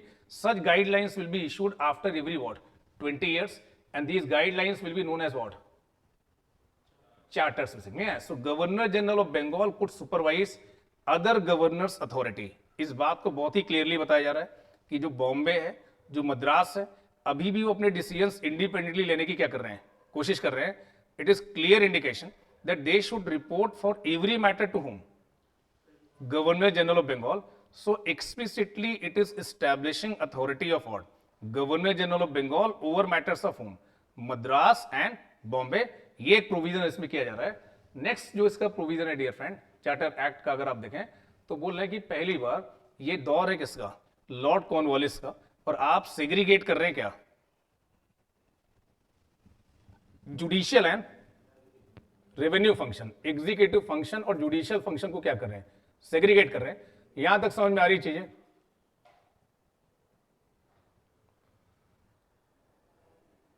ठीक है, तो पहली बार आप बोल रहे हैं कि there will be a separate official known as district जज। एक नई पोस्ट बना रहे किसकी, डिस्ट्रिक्ट जज की। Eight what level, district level पे। पहले डिस्ट्रिक्ट कलेक्टर ही डिस्ट्रिक्ट क्या होता था, जज होता था। वो जुडिशियल फंक्शन भी डिस्चार्ज करता था और रेवेन्यू फंक्शन भी क्या करता था, डिस्चार्ज करता था। आप सेग्रीगेट कर रहे हैं क्या, executive function and what judicial function. ये चीज आप लोगों ने पढ़ी होगी कहां पे, हिस्ट्री में। नहीं पढ़ा है तो मैं बता दे रहा हूं, ठीक है। देन जो होम गवर्नमेंट मेंबर्स हैं, होम गवर्नमेंट मेंबर्स कौन है, जो बोर्ड ऑफ कंट्रोल के मेंबर्स हैं वो क्या है, होम गवर्नमेंट मेंबर्स हैं। उनको सैलरी दी जाएगी कहां से, कंपनी का जो रेवेन्यू आ रहा है कहां से, इंडिया से, वहां से उन्हें क्या मिलेगी, सैलरी मिलेगी। So that is one development of charter act of 1793। यहां तक बातें समझ में आ रही है, यहां तक कोई डाउट नहीं है। Then charter act of 1813। देखिए ये एक्ट पॉलिटी के पॉइंट ऑफ व्यू से बहुत रिलेवेंट नहीं है और शायद लक्ष्मीकांत सर की बुक में है भी नहीं जहां तक मुझे पता है। हाँ यही तो मैंने बताया डियर फ्रेंड, क्लियर कि चार्टर एक्ट क्यों बोल रहे हैं, क्योंकि हर 20 साल के लिए आप एक फ्रेश पेपर ऑफ गाइडलाइंस दे रहे हैं। नहीं, चार्टर का मतलब क्या होता है, जैसे जब यूनाइटेड नेशन आया तो उसका क्या प्रिपेयर किया गया, चार्टर प्रिपेयर किया गया। कोई और इंटरनेशनल ऑर्गेनाइजेशन बना तो शुरू में उसका क्या प्रिपेयर किया गया, एक चार्टर प्रिपेयर। ये कंडीशंस हैं, गाइडलाइंस हैं कि इनके साथ आप क्या करेंगे, काम करेंगे। तो वो गाइडलाइंस आ रही कहां से, ब्रिटिश पार्लियामेंट से। किसके लिए आ रही है, ईस्ट इंडिया कंपनी के लिए, कि we are issuing certain guidelines, on those guidelines you are going to work.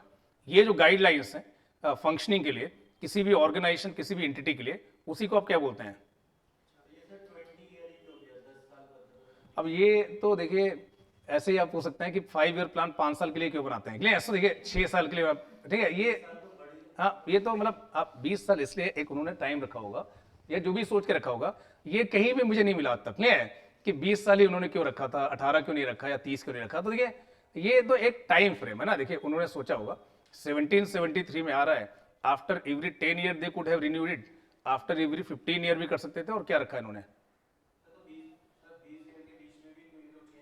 नहीं, बहुत सारे और भी आएंगे, ठीक है, बहुत सारे और भी चीजें आ सकती है, बट एक आपने टाइम फ्रेम रखा हुआ है कि after 20 year fresh set of guidelines will be issued depending upon कि कैसा काम कर रही है कौन, ईस्ट इंडिया कंपनी। ये बात समझ पा रहे हैं इसमें? बट देखिए ऐसा कोई एक्सप्लेनेशन नहीं है कि 20 साल बाद ही क्यों, ठीक है, बट बीच में भी जैसा ऋषभ ने बताया कुछ कुछ चीजें आएंगी जहां पे भी आपको लगेगा कि माल एडजस्टमेंट हो रहा है, कुछ डिफिशियंसीज बनी हुई है। बट देखिए आपने 1773 के बाद 84 में भी क्या किया, एक एक्ट लाया आप, ये बात देखेंगे, क्योंकि वहां पे 1773 का जो रेगुलेटिंग एक्ट था उसमें बहुत सारी क्या रह गई थी, कमियां रह गई थी, काम करने में क्या हो रहा था, मुश्किलात आ रहे थे, क्योंकि यहां पर तो कंपनी वर्क कर रही है, ब्रिटिश पार्लियामेंट कहां पे बैठी हुई है, लंदन बैठी हुई है, ग्राउंड रियलिटीज कौन जानता है, ईस्ट इंडिया कंपनी आती, टेरिटरी है किसकी है, कंपनी की, कंपनी ने अपनी प्राइवेट आर्मी यूज करके क्या किया है, ये बैटल लड़ी है अपने पैसों से, ये और उन पैसों के बदले में पैसे क्या किए हैं,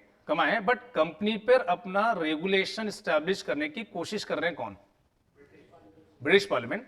और ब्रिटिश पार्लियामेंट के बहुत सारे मेंबर्स की हो सकता है फंडिंग करती हो कौन, ईस्ट इंडिया कंपनी। और कंपनी छोटी कंपनी नहीं है, देखिए ये कंपनी कैपिटलिस्ट का एक ऑर्गेनाइजेशन है, और जो मेंबर ऑफ पार्लियामेंट है they are politicians, politicians need hmm, capitalist.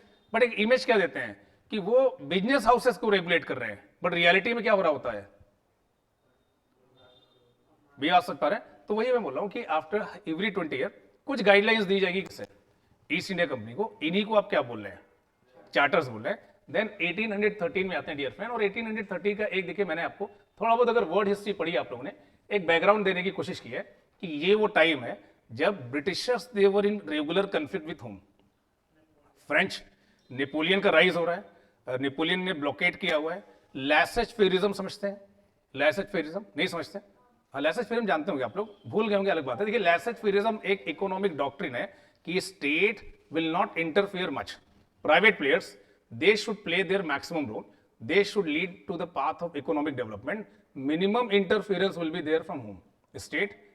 जो इस पॉलिसी को आप लैसेज फेरिज्म बोलते हैं, और उस लैसेज फेरिज्म का राइज हो रहा है कहां पे, इंग्लैंड में। ब्रिटेन के जो बाकी कैपिटलिस्ट हैं, बाकी जो बिजनेस हाउसेस हैं, वो ब्रिटिश होम गवर्नमेंट पे प्रेशर बना रहे हैं कि आप ईस्ट इंडिया कंपनी को एक फेवरेबल ट्रीटमेंट दे रहे हैं, उस ट्रीटमेंट को आप क्या करिए, खत्म करिए। जो आपने ट्रेड मोनोपोली देके रखी है किसे, कंपनी को, तो ट्रेड तो कर नहीं रहे वहां पे, वो क्या कर रहे हैं, वॉर लड़ रहे हैं, टेरिटरी बना रहे हैं, टैक्स कलेक्शन कर रहे हैं, गिफ्ट ले रहे हैं, स्टेट की तरह से काम कर रहे हैं, तो वो ट्रेड मोनोपोली क्या होनी चाहिए, खत्म होनी चाहिए। So through charter act of 1813 that was brought in this background, trade monopoly of British East India Company ended except trade in what, tea and trade with hmm, China. ये बात समझ पा रहे हैं? देन नेक्स्ट जो provision है dear friend,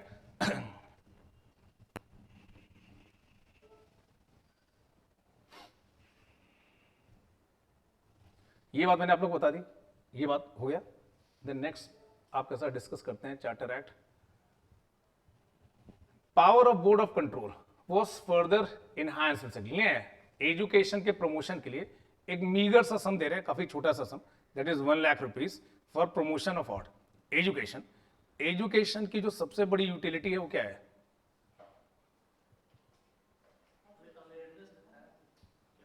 हाँ हाँ देखिए सही बता रहे हैं, एकदम सही बता रहे हैं। जो मास एजुकेशन सिस्टम है ये आपको इंडोक्ट्रिनेट करता है, क्या करता है, इंडोक्ट्रिनेट करता है, आपको वो समझने के लिए मजबूर करता है जो एजुकेशन सिस्टम प्रोवाइड करने वाला समझाना चाहता है। What is right, what is wrong, what is moral, what is immoral, what is ethical, what is unethical. अगर आप पढ़े लिखे हैं तो उसको लेके आपको ज्यादा क्या होता है, क्लैरिटी होती है। अगर आप नहीं पढ़े हैं आयुष तो शायद मोरल और इमोरल को लेके आपको ज्यादा क्लैरिटी नहीं होती। बट ये कौन सी मोरालिटी है जो एजुकेशन सिस्टम ने आपको क्या किया है, समझाया है। तो ब्रिटिशर्स शायद अब मास एजुकेशन लाना चाहते हैं कहां पे, इंडिया में। क्योंकि देखिए जो गवर्न कर रहा होता है और जो गवर्न हो रहे होते हैं, जो गवर्न कर रहा होता है उसका उनकी नजरों में लेजिटिमेट बने रहना बहुत जरूरी है। और तब लेजिटिमेट लगेंगे जब आप इस बात को समझें कि you are meant to be govern by hmm, Britishers. उसके लिए एक मास एजुकेशन लाने की कोशिश करने वाले हैं। 1833 के चार्टर एक्ट से प्रॉपर डॉक्ट्रिन आ जाएगा, बट अभी एक मीगर सम ला रहे हैं कौन? British East India company for promotion of what? Education, mass education. इसके पहले इंडिया में क्या था? मास एजुकेशन नहीं था। क्या था? क्या था? जल्दी जल्दी बताइए, देखिए क्रैश कोर्स है, ठीक है, तो जल्दी जल्दी आपको बोलना है। इसके पहले कैसी एजुकेशन थी इंडिया में?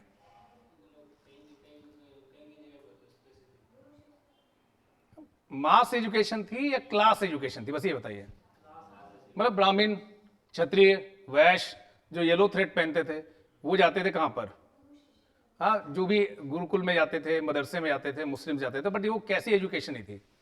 मास एजुकेशन नहीं थी। मास एजुकेशन देके आप एक मास मॉडल पर्सनालिटी बना सकते हैं कि एक ही जैसे कपड़े लोग पहने, एक ही जैसे मॉल में जाएं, एक ही जैसी मूवीज देखें, एक ही जैसे रेस्टोरेंट में बर्गर और बाकी चीजें आप लोग खाते हैं खाएंगे। देखिए ये सब किसके थ्रू होता है? मास एजुकेशन के थे। आप एक मॉडल पर्सनालिटी प्रिपेयर करते हैं और वो लाखों में यूपीएससी की क्या करते हैं? प्रिपरेशन करते हैं। ये क्योंकि आप कन्विंस हैं कि देखिए this is the right way. Mass education का ये क्या है? यूटिलिटी है। चार्टर एक्ट ऑफ 1833 में इसमें और ज्यादा डेवलपमेंट किया गया। सो अब 1833 तक आप थोड़ा बहुत अगर हिस्ट्री पढ़े हैं तो नेपाल तक आपके हाथ पहुंच चुके हैं। किसके? East India company. Treaty of Yandabo sign हो चुकी है। एंग्लो बर्मीज वॉर हो चुकी है, ये आपने पढ़ा हुआ है। मराठास हार चुके हैं। मैसूर का भी खात्मा कर चुके हैं कौन? East India company. सो देखिए अब वो जो डेजिग्नेशन था गवर्नर जनरल ऑफ बंगाल, ये जस्टिफाइड नहीं है क्योंकि टेरिटरी काफी क्या हो चुकी है? बड़ी हो चुकी है। तो governor general of Bengal designated as what? Governor general of British India. So क्योंकि अब Bengal is not the territory, territory काफी क्या हो चुकी है? बढ़ गई है। So governor general of Bengal was designated as governor general of British India. Lord William Bentinck became first such governor general. ये हिस्ट्री में आपने पढ़ा हुआ है, इसको यहाँ पे बताने की जरूरत नहीं है। बट अगर आप डेजिग्नेशन बढ़ा रहे हैं तो पावर भी क्या करिए? बढ़ाइए। लगे तो गवर्नर जनरल को कि उसका डेजिग्नेशन बढ़ा है। तो अब गवर्नर जनरल ऑफ बंगाल जो कि अब क्या बन चुका है? Governor general of British India बन चुका है। इनके द्वारा जो भी रेगुलेशन लाया जाएगा उसकी जो लेजिटिमेसी होगी वो पूरे ब्रिटिश इंडिया में होगी। कहां पे होगी? पूरे ब्रिटिश इंडिया में होगी। और मद्रास और बॉम्बे को फिर से खराब फील कराया जा रहा है। उनको उनकी लेजिस्लेटिव पावर से क्या कर दिया जा रहा है? डिप्राइव कर दिया जा रहा है। Now Bengal, Madras and Bombay will lose their what? Legislative power. और जो governor general of British India है, इनका जो लॉ होगा पूरे ब्रिटिश इंडिया में क्या होगा? एप्लीकेबल होगा। ये बात समझ पा रहे हैं डियर फ्रेंड? सो यहां पे बोल रहा है कि governor general of Bengal was designated as what? Governor general of British India. Act of centralization बोल रहा हूं। एक्ट ऑफ सेंट्रलाइजेशन इसलिए मैं बोल रहा हूं क्योंकि Bombay and Madras legislative power ended. ये बात समझ पा रहे हैं? इसमें कोई डाउट नहीं है, ठीक है। देन और क्या चेंजेस किए जा रहे हैं डियर फ्रेंड? एग्जीक्यूटिव काउंसिल में 4 मेंबर थे शुरू में, बाद में क्या हो गए थे? 3 हो गए थे। एक और लोग को लाया जा रहा है, किसे? लॉ मेंबर को। बट 4 नहीं हो जा रहे हैं। ही is a member by what? Invitation. He is not a permanent member, he is a member by what? Invitation. जब बुलाया जाएगा तब आप आएंगे। वोटिंग राइट नहीं है किसके पास? लॉर्ड मैकॉले के पास। Lord Macaulay is being added as law member of what? Executive council. तो एज सच तो he is a 4th member, but he will not be regarded as 4th member because he is not the full time member. He is a member by what? Invitation. whenever we need you we will call you. you are a legal illuminary। बहुत बड़े बड़े काम इन्होंने किए हैं, आपने history में पढ़ा होगा, थोड़ा बहुत मैं यहां पे भी पढ़ा दूंगा, ठीक है। बट जो मोनोपोली थी ट्रेड में, that got completely abolished. Now company is purely what? Administrative body. यहां तक चीजें समझ में आ रही है डियर फ्रेंड या नहीं?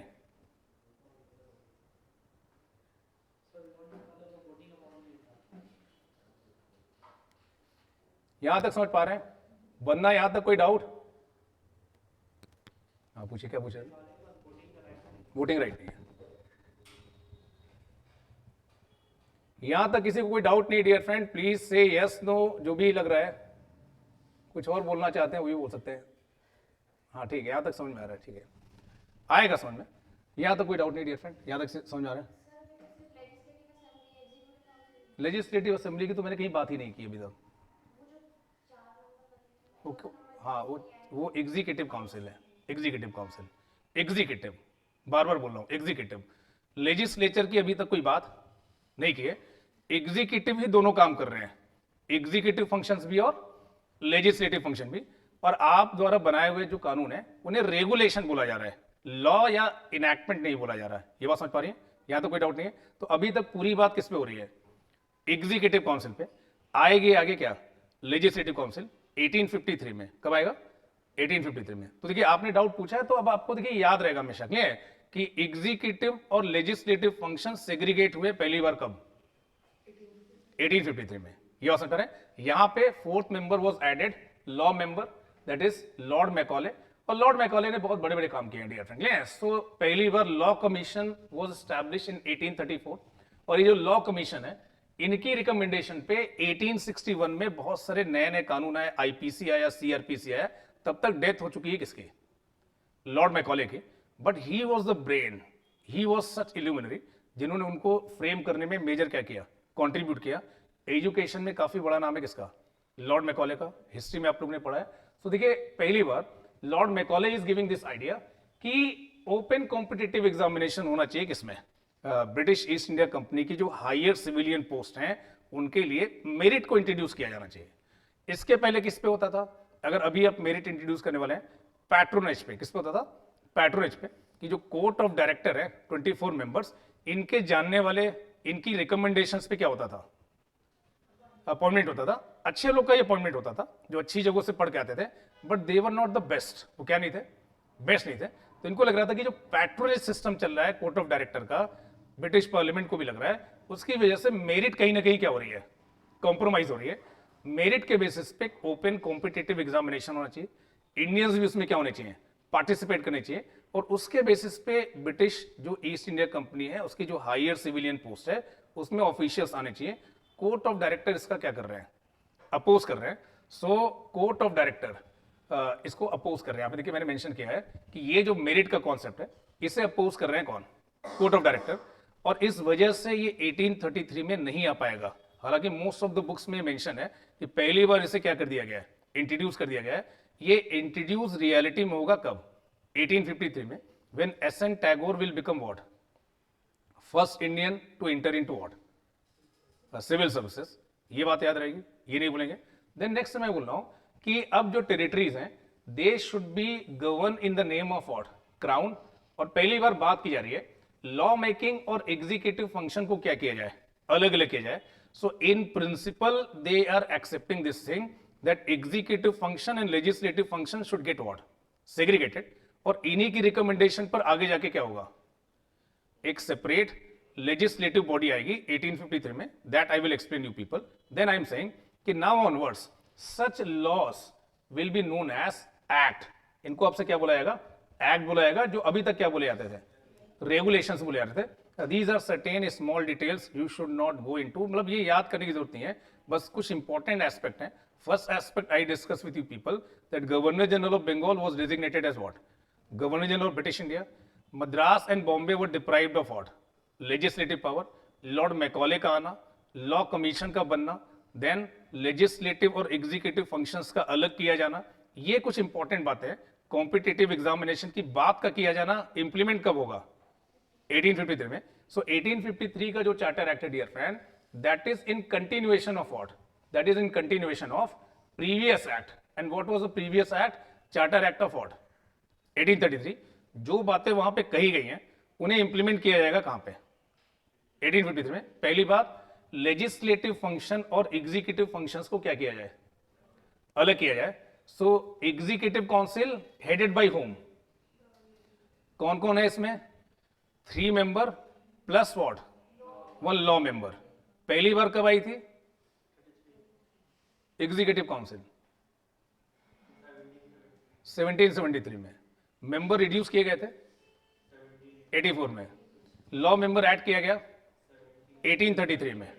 यहां पर एग्जीक्यूटिव काउंसिल और लेजिस्लेटिव काउंसिल को क्या किया जा रहा है? अलग करने की कोशिश की जा रही है। मतलब एग्जीक्यूटिव फंक्शंस के लिए कौन? Governor general and his executive council. Legislative function के लिए there will be Indian legislative council, जिसमें कितने मेंबर होंगे? 4 मेंबर्स होंगे। और ये 12 मेंबर्स होंगे। और ये 12 मेंबर्स कौन होंगे?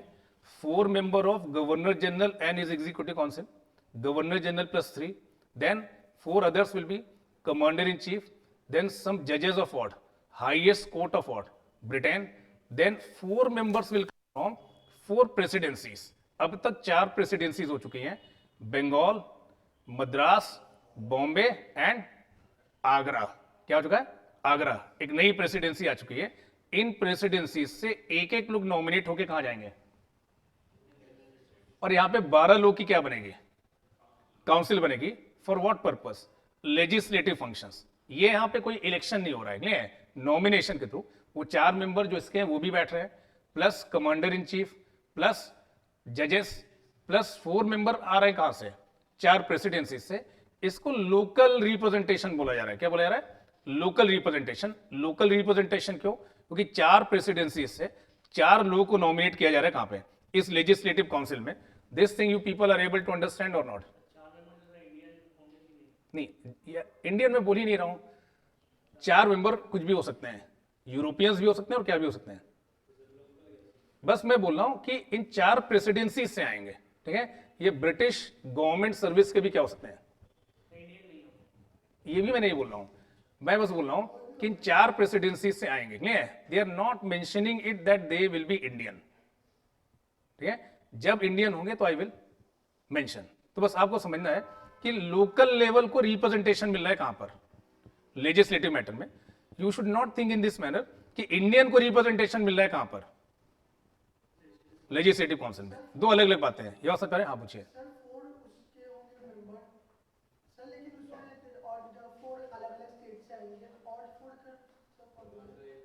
देखिए 4 तो ये मेंबर्स हो जाएंगे, गवर्नर जनरल जो एग्जीक्यूटिव काउंसिल के 3 मेंबर हैं। 4, हाँ 4 मैं बोल रहा हूं कि ब्रिटेन की जो हाईएस्ट कोर्ट है उसके चीफ जस्टिस, सम अदर जजेस plus commander in chief. Then 4 are coming from where? 4 presidencies, ठीक है, जो आपने बनाई हुई है, बंगाल, मद्रास, बॉम्बे एंड आगरा।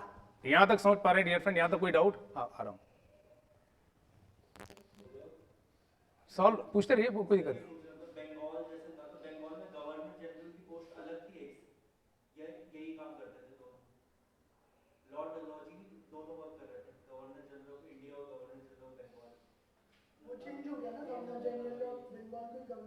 उसी को आप डेजिग्नेट कर दे रहे हैं ना। यहां तक समझ में आ रहा है डियर फ्रेंड्स? यहां तो कोई डाउट है तो पूछ सकते हैं। हाँ बताइए। बस आ रहा हूं। देखिए अब पहले से क्यों सोच रहे हैं? ठीक है, अभी इंडियन को लाऊंगा ना इसमें। देखिए कितना टाइम हो गया, तो अभी आने दीजिए, ठीक है, आऊंगा इंडियन को ले आऊंगा, ठीक है। सो देखिए सब चीजें फिर आपको याद हो जाएगा, भूलेंगे नहीं। यहां तक कोई डाउट नहीं है, ये समझ में आ रहा है, ठीक है। देन आई एम सेइंग कि पहली बार सेंट्रल लेवल पर एक सेपरेट लेजिस्लेटिव काउंसिल की बात की जा रही है, जिसको बोला जा रहा है सेंट्रल लेजिस्लेटिव काउंसिल और इंडियन लेजिस्लेटिव काउंसिल। पहली बार आइडिया आ रहा है किसका? Local representation. I am not saying Indian representation, I am just saying what? Local representation. Very specifically है, जब इन 4 प्रेसिडेंसीज में से 4 लोग को नॉमिनेट किया जाएगा कहां पर? सेंट्रल लेजिस्लेटिव काउंसिल में। इस तरह से जोड़ तोड़ के आपने क्या बना लिया है? एक सेंट्रल लेजिस्लेटिव काउंसिल बना लिया है। और आप बोल रहे हैं कि एक रिफॉर्म है, एग्जीक्यूटिव और लेजिस्लेचर को हमने क्या कर दिया है? सेग्रीगेट कर दिया है, जो कि एक लॉन्ग स्टैंडिंग डिमांड थी किसकी? इंडियंस की।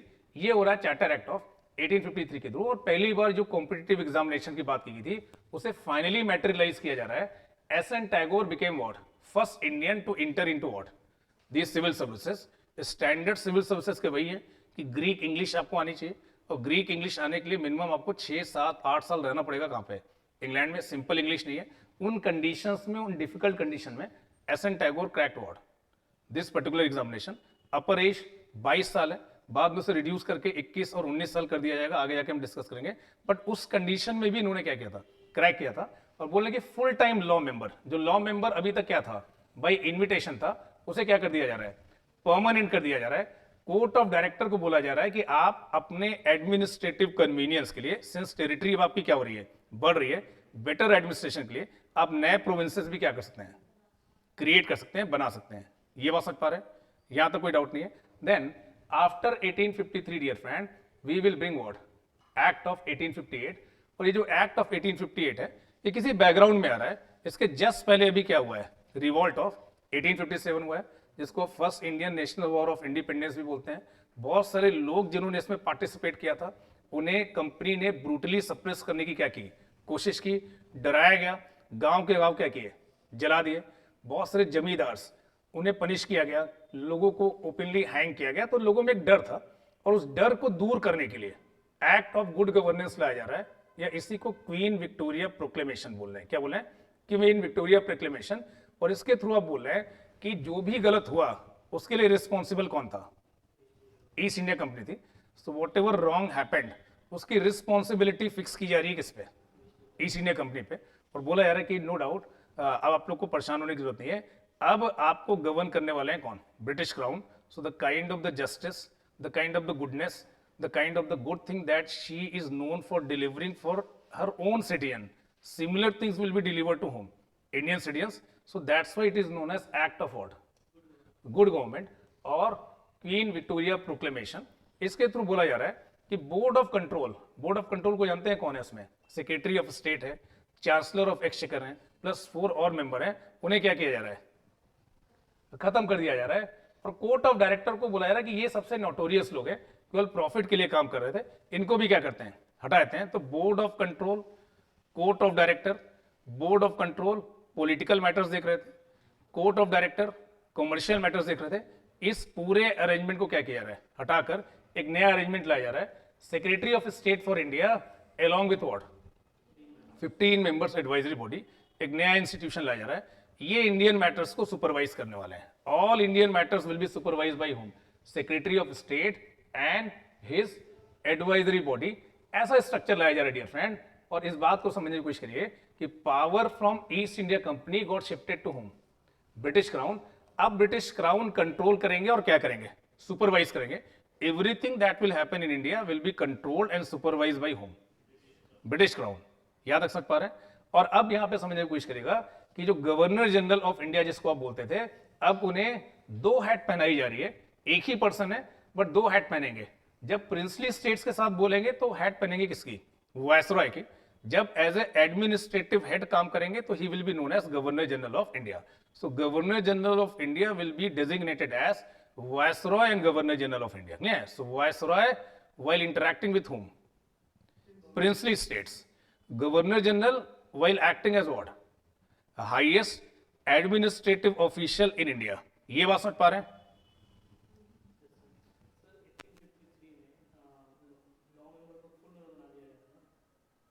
यहां से वंदना समझ में आ रहा है, इसके पहले का समझ में नहीं आ रहा है।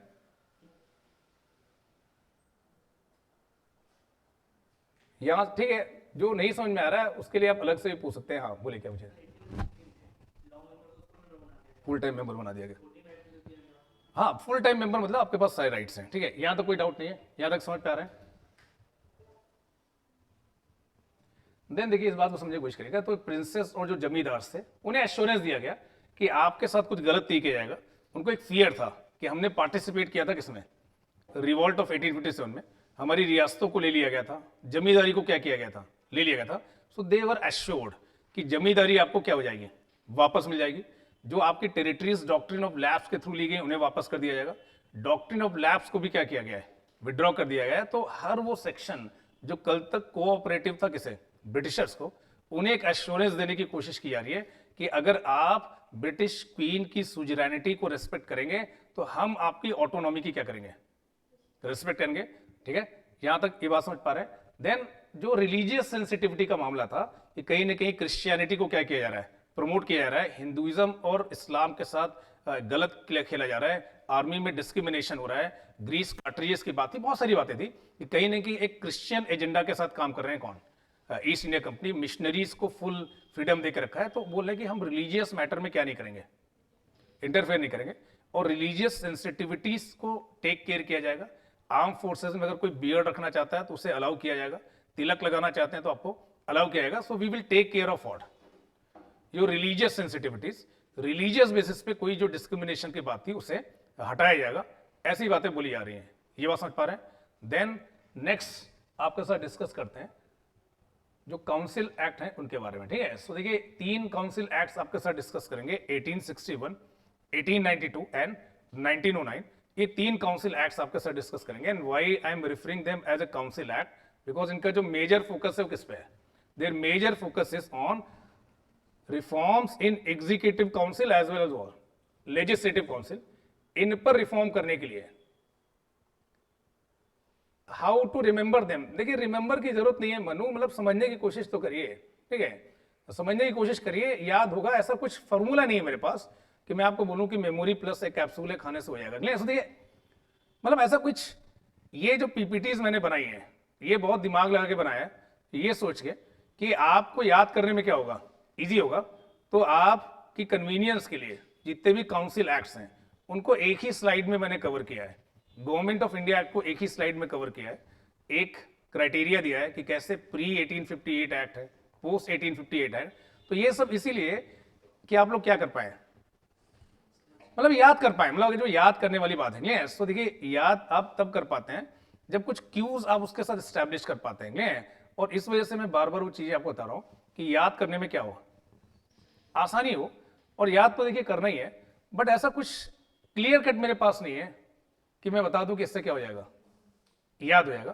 तो बहुत सारी ऐसी चीजें हैं कि बचपन में अगर किसी ने आपको एक थप्पड़ मारा है जिसकी वजह से आप आईपीएस बनना चाहते हैं, इसलिए आप भूलते नहीं उस बात को कि जब भी आईपीएस बनूंगा तो क्या करूंगा, जाऊंगा उसके पास, नहीं है। या आपका अगर कोई क्लोज फ्रेंड है, अच्छा फ्रेंड है, उसके घर का रास्ता आप कभी नहीं बोलते कि गंगा डेयरी के बगल से जो गली आती है चौथा घर उसका है। इसलिए हमेशा चाहे आप जर्मनी से भी वापस आ जाइए और दिल्ली में कितना भी डेवलपमेंट हो जाए, बट आप उन घरों को क्या करते हैं, याद रखते हैं जिनके आसपास आप कभी घूमे हुए हैं। सो that's what I am saying कि याद करने के कुछ ऐसे तरीके हैं। और ये जो स्लाइड्स हैं देखिए इस पर्पज से मैंने बनाई है कि आपको याद करने में क्या हो, इजी हो।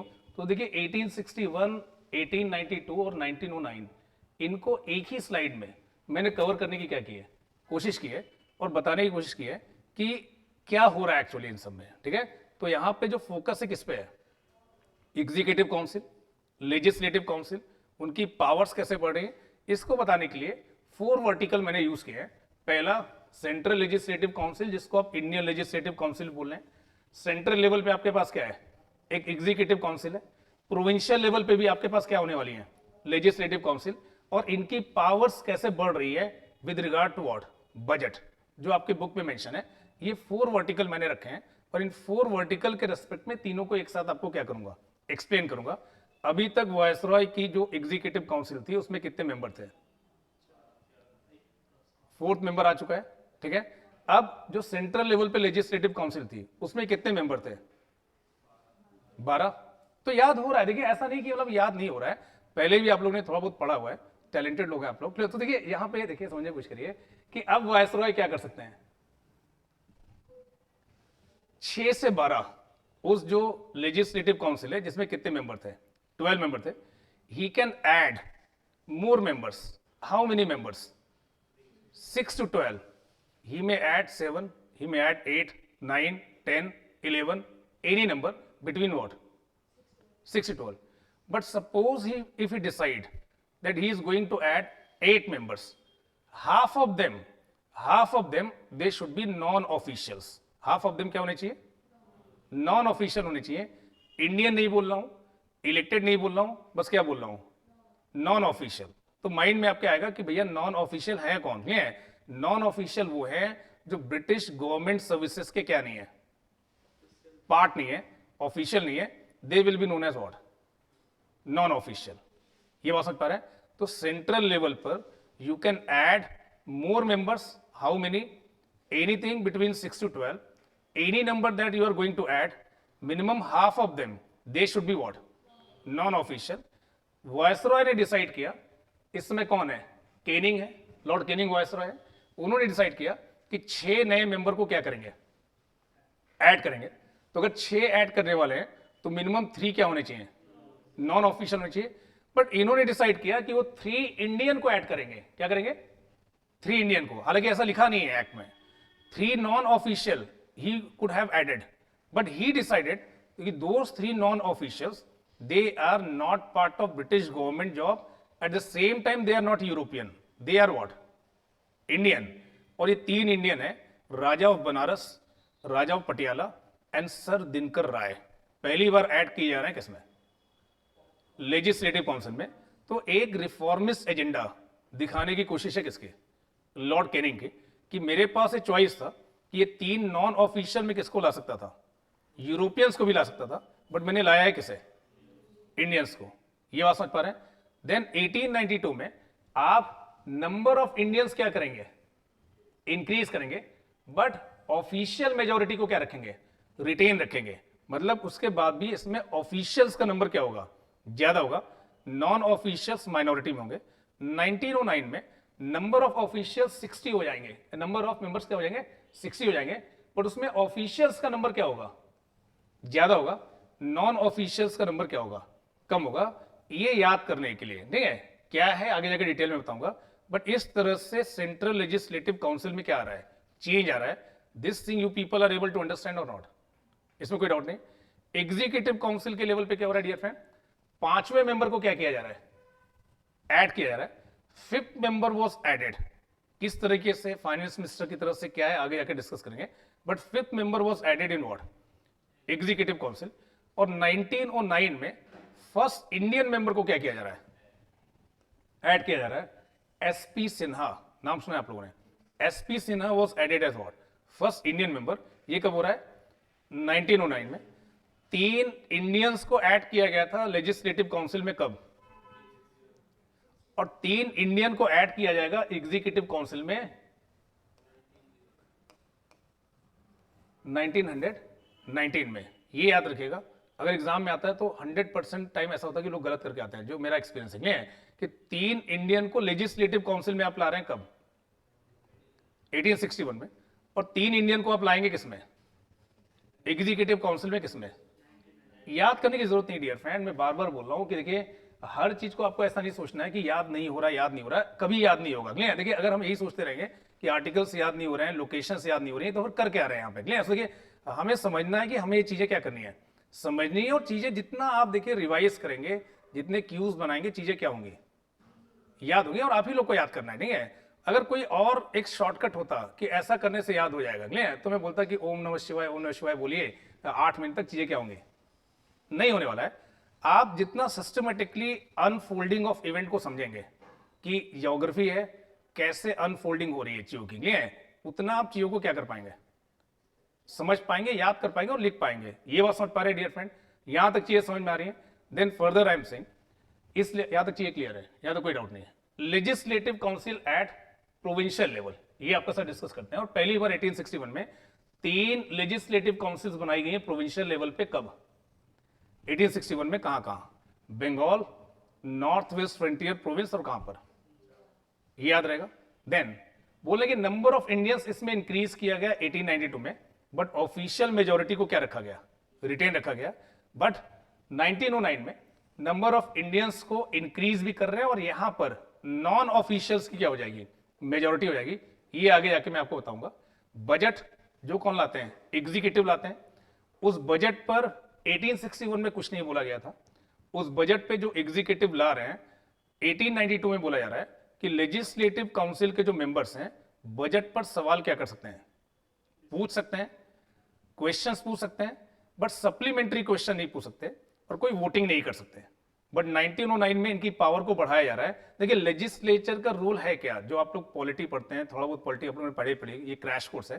What is the role of legislature, to exercise control and accountability over home, executive, यही रोल है। तो बजट जब तक पार्लियामेंट में डिबेट और डिस्कशन नहीं होता, वोटिंग नहीं होती, demand for grant, cut motion, ये सब आप पढ़ते हैं, तब जाके बजट क्या होता है, पास होता है। बट इस बजट की भी एक हिस्ट्री है बेसिकली है, और बोलने कि 1861 में इसमें कोई भी पावर नहीं थी लेजिस्लेचर के पास। 1892 में लेजिस्लेचर के पास पावर आई है कि वो बजट से रिलेटेड क्वेश्चन पूछ सकते हैं, सप्लीमेंट्री क्वेश्चन नहीं पूछ सकते, और कोई वोटिंग नहीं हो सकती। ये बात समझ पा रहे डियर फ्रेंड। देन 1909 में पावर्स को फर्दर बढ़ाया जा रहा है, एंड यू आर सेइंग कि you can ask what, supplementary questions, there can be voting, amendment can be moved. ये सारी चीजें हो रही कब, 1909 में। This thing you people are able to understand और नॉट, ये बात समझ पा रहे हैं।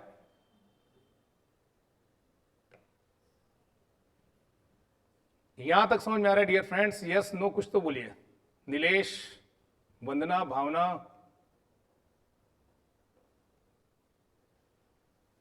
ठीक,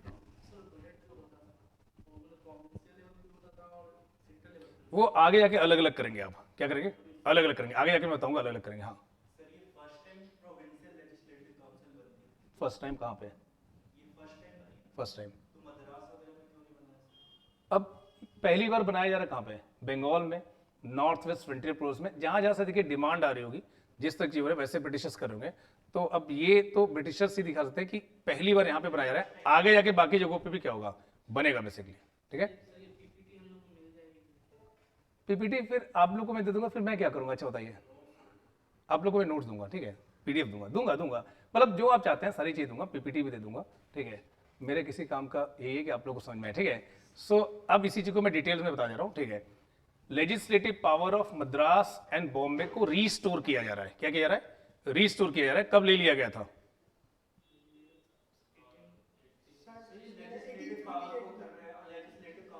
नहीं दे रहे ना इनको, क्योंकि इनके पास अभी क्या है, इनके पास गवर्नर है और उसके पास क्या है, एग्जीक्यूटिव काउंसिल है। वही यहां पे क्या कर रहे हैं, लेजिस्लेटिव फंक्शन कर रहे हैं प्रोविंशियल लेवल पे। बट कुछ प्रोविंसेस में सेपरेटली आपने क्या प्रोवाइड किया है, लेजिस्लेटिव काउंसिल। इनको नहीं दी है, इसलिए इनकी लेजिस्लेटिव पावर को आप क्या कर दे रहे हैं, रीस्टोर कर दे रहे हैं। ये बात समझ पा रहे हैं कि लेजिस्लेटिव पावर को आप रीस्टोर कर रहे हैं, आगे जाके भले ही आप इन्हें क्या देने वाले हैं, लेजिस्लेटिव काउंसिल सेपरेटली देंगे। बट अभी वो जो इनके पास स्ट्रक्चर था ना कि गवर्नर जनरल +4 वाला जो स्ट्रक्चर था, बाद में उसे 3 कर दिया था आपने, वो अभी यहां पे क्या बना सकते हैं, कानून बना सकते हैं। वो लेजिस्लेटिव पावर क्या की जा रही है, रीस्टोर कर दी जा रही है। ये बात समझ पा रहे हैं। देन नेक्स्ट, 5वां मेंबर ऐड किया गया, ये बात मैंने आप लोगों को बता दी है, इसमें कोई चेंज नहीं है। Then viceroy could nominate members to legislative council of which half of them should be non official. पहली बार 6 लोग को ऐड किया गया, जिसमें से 3 क्या होने चाहिए, नॉन ऑफिशियल होने चाहिए। बट वायसरॉय ने डिसाइड किया कि वो क्या होंगे, इंडियन होंगे। This thing also I explain you people, ये बता चुका हूं आप लोग को। ठीक है, उसी बात को फिर से आपको रिवाइज करा दे रहा हूं। देन नेक्स्ट मैं बोल रहा हूं कि 3 नई लेजिस्लेटिव काउंसिल बनाई जा रही है, किस लेवल पे, प्रोविंशियल लेवल पे। ये रिफॉर्म है basically. And official recognition to portfolio system दिया जा रहा है। वायसरॉय ऑर्डिनेंस इशू कर सकते हैं। ऑर्डिनेंस को जब आप ट्रेस करते हैं पॉलिटी में, कॉन्स्टिट्यूशन में, तो यहां से क्या कर सकते हैं, ट्रेस कर सकते हैं। वायसरॉय कुड ओवर रूल, देखिए लेजिस्लेटिव काउंसिल तो आप बना रहे हैं, सेग्रीगेट कर रहे हैं, बट उस पर ओवर रूल कर सकते हैं कौन, ये कैरेट एंड स्टिक है। क्या है, कैरेट स्टिक। कैरेट क्या था कि आपने एग्जीक्यूटिव और लेजिस्लेटिव फंक्शंस को क्या किया, सेग्रीगेट किया। स्टिक क्या है कि viceroy could overrule what, such regulation, such enactment brought by home, legislative council. ये एक स्टिक है, मतलब रिफॉर्म्स दे रहे हैं बट बंधे हुए रिफॉर्म्स दे रहे हैं। Willingly you are not bringing what, reforms in India. This thing you people are able to understand. ये बात समझ पा रहे हैं। देन नेक्स्ट हम आपके साथ डिस्कस करेंगे 1892 का एक्ट, और उसके बारे में आपको बताऊंगा कि 1892 में क्या चीजें हो रही है डिफरेंटली है। सो 1892 में समझने की कोशिश करेगा, लेजिस्लेटिव काउंसिल में जो मेंबर है क्या किए गए, बढ़ा दिए गए। अब आप बजट पर क्या कर सकते हैं, क्वेश्चन पूछ सकते हैं, बट सप्लीमेंट्री क्वेश्चन नहीं पूछ सकते। ये मैंने आप लोग को बताया है कि you can ask question but no voting, no supplementary question. एक सवाल आपने पूछा, जवाब मिल गया, दोबारा खड़े होकर आप क्या नहीं कर सकते, क्वेश्चन नहीं पूछ सकते। Supplementary question you can not ask, voting can not take place, some power has been increase but not much power. This thing you people are able to understand. The next I am saying, हाँ यहां पे देखिए, no vote no amendment. Indian member को increase किया जा रहा है, but official majority को क्या रखा जा रहा है, रिटेन रखा जा रहा है, सेंट्रल लेवल पे भी और कहां पर भी, प्रोविंशियल लेवल पे। This thing also I discuss with you people. Official कौन है, नॉन ऑफिशियल कौन है, ये बात समझ पा रहे हैं। दिस थिंग कोई डाउट नहीं है। नॉन ऑफिशियल में 2 तरह के मेंबर हो सकते हैं, नॉमिनेटेड भी और क्या भी है, इलेक्टेड भी। अभी तक कहीं पर भी मैंने बात नहीं की है किसकी, इलेक्शन की, कहीं पर भी बात नहीं हुई इलेक्शन की, तो कंफ्यूज मत होइएगा। बस नॉन ऑफिशियल की बात कर रहा हूं। नॉन ऑफिशियल इंडियन भी हो सकते हैं, यूरोपियन भी हो सकते हैं, और नॉन ऑफिशियल इलेक्टेड भी हो सकते हैं और नॉमिनेटेड भी हो सकते हैं। इंडियन लेजिस्लेटिव काउंसिल कहां पर है, सेंट्रल लेवल पर है। प्रोविंशियल लेजिस्लेटिव काउंसिल कहां पर है, प्रोविंशियल लेवल पर है। इंडियन लेजिस्लेटिव काउंसिल में भी मेंबर नॉमिनेशन के थ्रू आ रहे हैं, कौन नॉमिनेट कर रहा है, वायसरॉय। प्रोविंशियल लेजिस्लेटिव काउंसिल पर भी मेंबर किसके थ्रू आ रहे हैं, नॉमिनेशन के थ्रू आ रहे हैं, कौन नॉमिनेट कर रहा है, बट कहां से नॉमिनेट हो रहे हैं।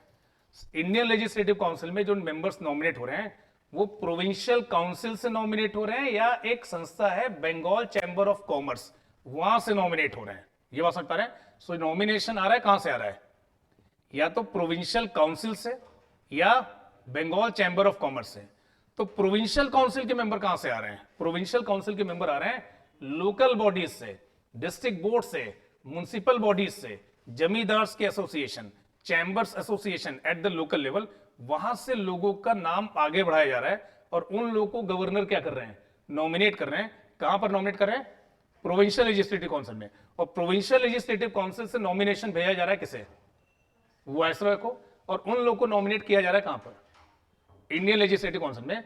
मतलब कहीं पर भी क्या नहीं है अभी तक? इलेक्शन नहीं है। ये बात समझ पा रहे हैं? नहीं समझ पा रहे हैं? This thing is clear to you people और नॉट? कि at both the level nomination is there, what is not there? Election is not there. Election कब आ रहा है? इलेक्शन आ रहा है 1909 में। कब आ रहा है? 1909 में। Size of central legislative council increase, but official majority को क्या रखा जा रहा है? रिटेन रखा जा रहा है। देन प्रोविंशियल लेवल पर साइज को भी बढ़ाया जा रहा है और नॉन ऑफिशियल मेजोरिटी को एक्वायर किया जा रहा है। किसे एक्वायर किया जा रहा है? नॉन ऑफिशियल मेजोरिटी को एक्वायर किया जा रहा है। ये non official dear friend elected भी हो सकते हैं और क्या भी हो सकते हैं? नॉमिनेटेड भी हो सकते हैं। पहली बार इलेक्टेड मेंबर्स को लाया जा रहा है। किसको लाया जा रहा है? इलेक्टेड मेंबर्स को। अब आप बोलेंगे कि इलेक्शन हो कहां से रहा है? तो जिस इलेक्शन को आप जानते हैं ये वैसा इलेक्शन नहीं है जिसमें लोग लाइन में खड़े होकर क्या करते हैं? वोट देते हैं। यहां पर देखिए 4 तरह के मेंबर्स हैं। किसमें? लेजिस्लेटिव काउंसिल में। कौन कौन से? एग्जीक्यूटिव काउंसिल के मेंबर्स, इसमें कोई डाउट नहीं है। ऑफिशियल मेंबर्स जो ब्रिटिश गवर्नमेंट के पार्ट हैं। देन नॉन ऑफिशियल मेंबर्स, ये 2 कैटेगरी हो सकती है, नॉमिनेटेड और इलेक्टेड। नॉमिनेटेड का मैंने आपको बता दिया, लोकल बॉडीज हैं, चैम्बर्स हैं, जमींदार्स के एसोसिएशन है, टीचर्स के एसोसिएशन है। वो कुछ नाम को आगे बढ़ा रहे हैं जिन्हें गवर्नर क्या कर रहे हैं? नॉमिनेट कर रहे हैं प्रोविंशियल लेवल पर। और उसी में से कुछ नाम आगे जा रहे हैं किस लेवल पे? सेंट्रल लेवल पे। मुद्दा ये है कि इलेक्शन में कैसे हो रहा है? तो बोल रहे हैं कि इलेक्शन के लिए एक छोटा सा इलेक्टोरेट है, इनडायरेक्ट इलेक्टोरेट है। उस इलेक्टोरेट में कौन लोग हैं? ट्रेड बॉडीज के मेंबर्स हैं, चैम्बर ऑफ कॉमर्स है, यूनिवर्सिटीज के एसोसिएशन है, टीचर्स के, जमींदार्स के एसोसिएशन है। इनके अंदर से एक इलेक्टोरेट बन रहा है और ये लोग केवल वोटिंग में क्या कर रहे हैं? पार्टिसिपेट कर रहे हैं। और कुछ लोगों को इलेक्ट करके कहां पे भेज रहे हैं? प्रोविंशियल लेजिस्लेटिव काउंसिल में। ये बात समझ पा रहे हैं? तो ये डायरेक्ट इलेक्शन नहीं है। जिस इलेक्शन को आप जानते हैं वो इलेक्शन आएगा कब? 1919 में, 1935 में, जब आप कुछ क्वालिफिकेशन बताएंगे कि इतनी अगर आपकी एजुकेशन है, इतना रुपया अगर आप टैक्स देते हैं, तब आप एलिजिबल क्या हैं? वोटर हैं, आप वोट दे सकते हैं।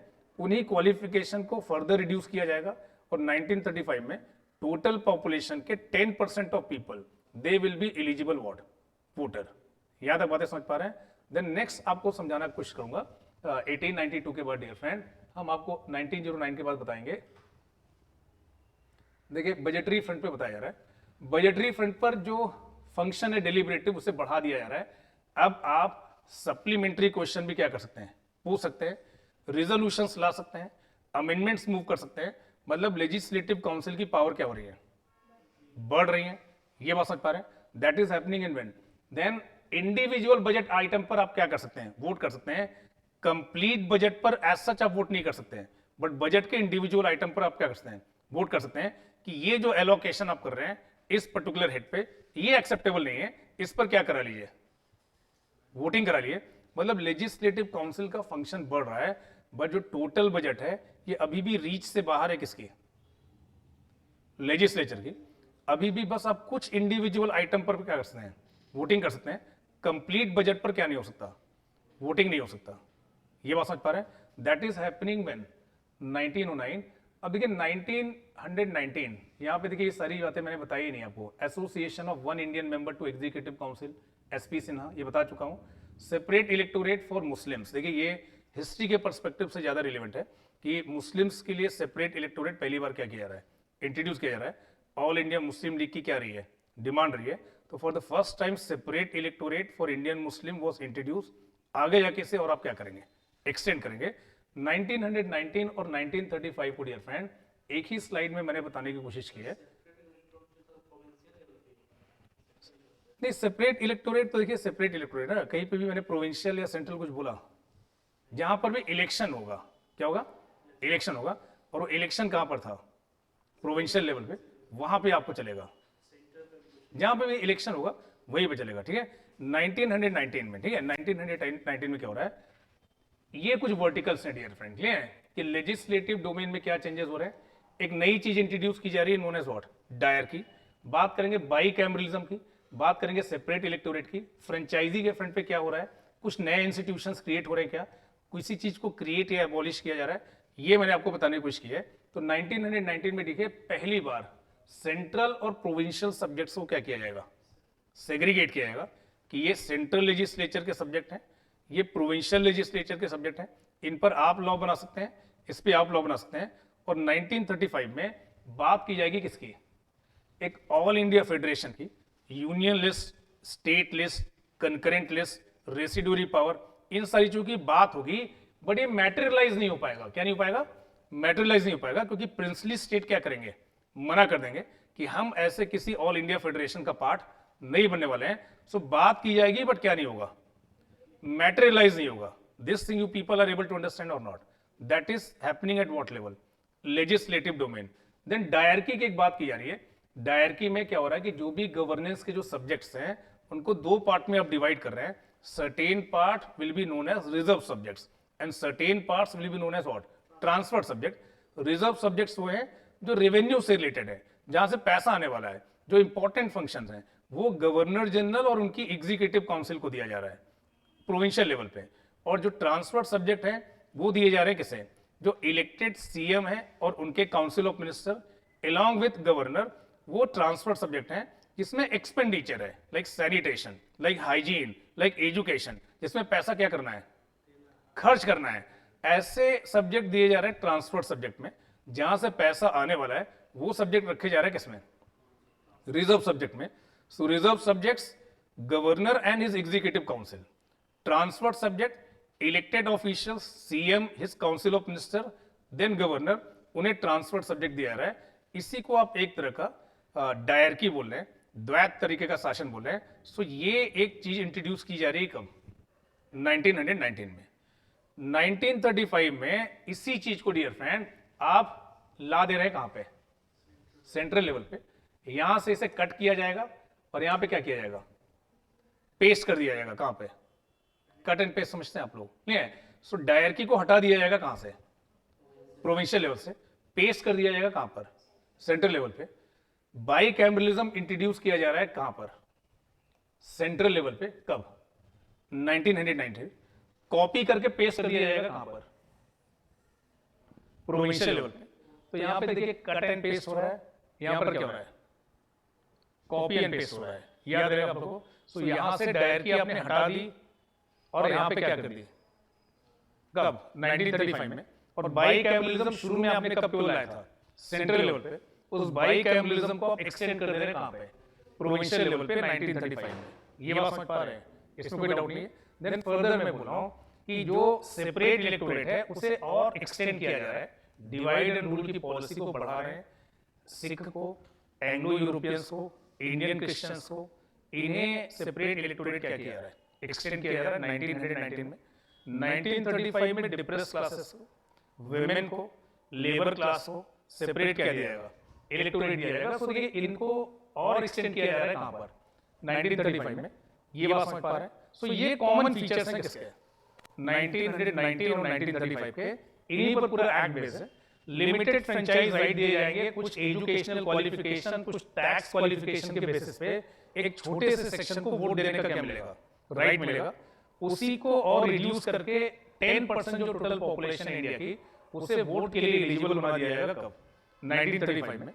देन पहली बार पब्लिक सर्विस कमीशन की बात हो रही है 1919 में, और पहली बार फेडरल पब्लिक सर्विस कमीशन, जिसको बाद में आप यूपीएससी जानते हैं, ज्वाइंट पब्लिक सर्विस कमीशन, ठीक है, आरबीआई, सुप्रीम कोर्ट, इन सब की बात हो रही है कब, 1935 में। तो आज का जो सुप्रीम कोर्ट है, it traces its origin from where, 1935। ये बात समझ पा रहे हैं। देन डियर फ्रेंड कुछ ऑफिसर्स बनाए जा रहे हैं। ऑफिस ऑफ हाई कमिश्नर पहली बार एस्टैब्लिश किया जा रहा है 1990 में, और सेक्रेटरी ऑफ स्टेट की जो काउंसिल है उसे एबॉलिश कर दिया जा रहा है कब, 1935 का। ये वो दौर है जब गांधी अपने पीक पे हैं और बहुत सारे मूवमेंट्स लॉन्च करके रखे उन्होंने, और यहाँ पर ब्रिटिशर्स रिफॉर्म देना चाहते हैं, इंडियंस उन रिफॉर्म को क्या नहीं कर रहे हैं, एक्सेप्ट नहीं कर रहे हैं।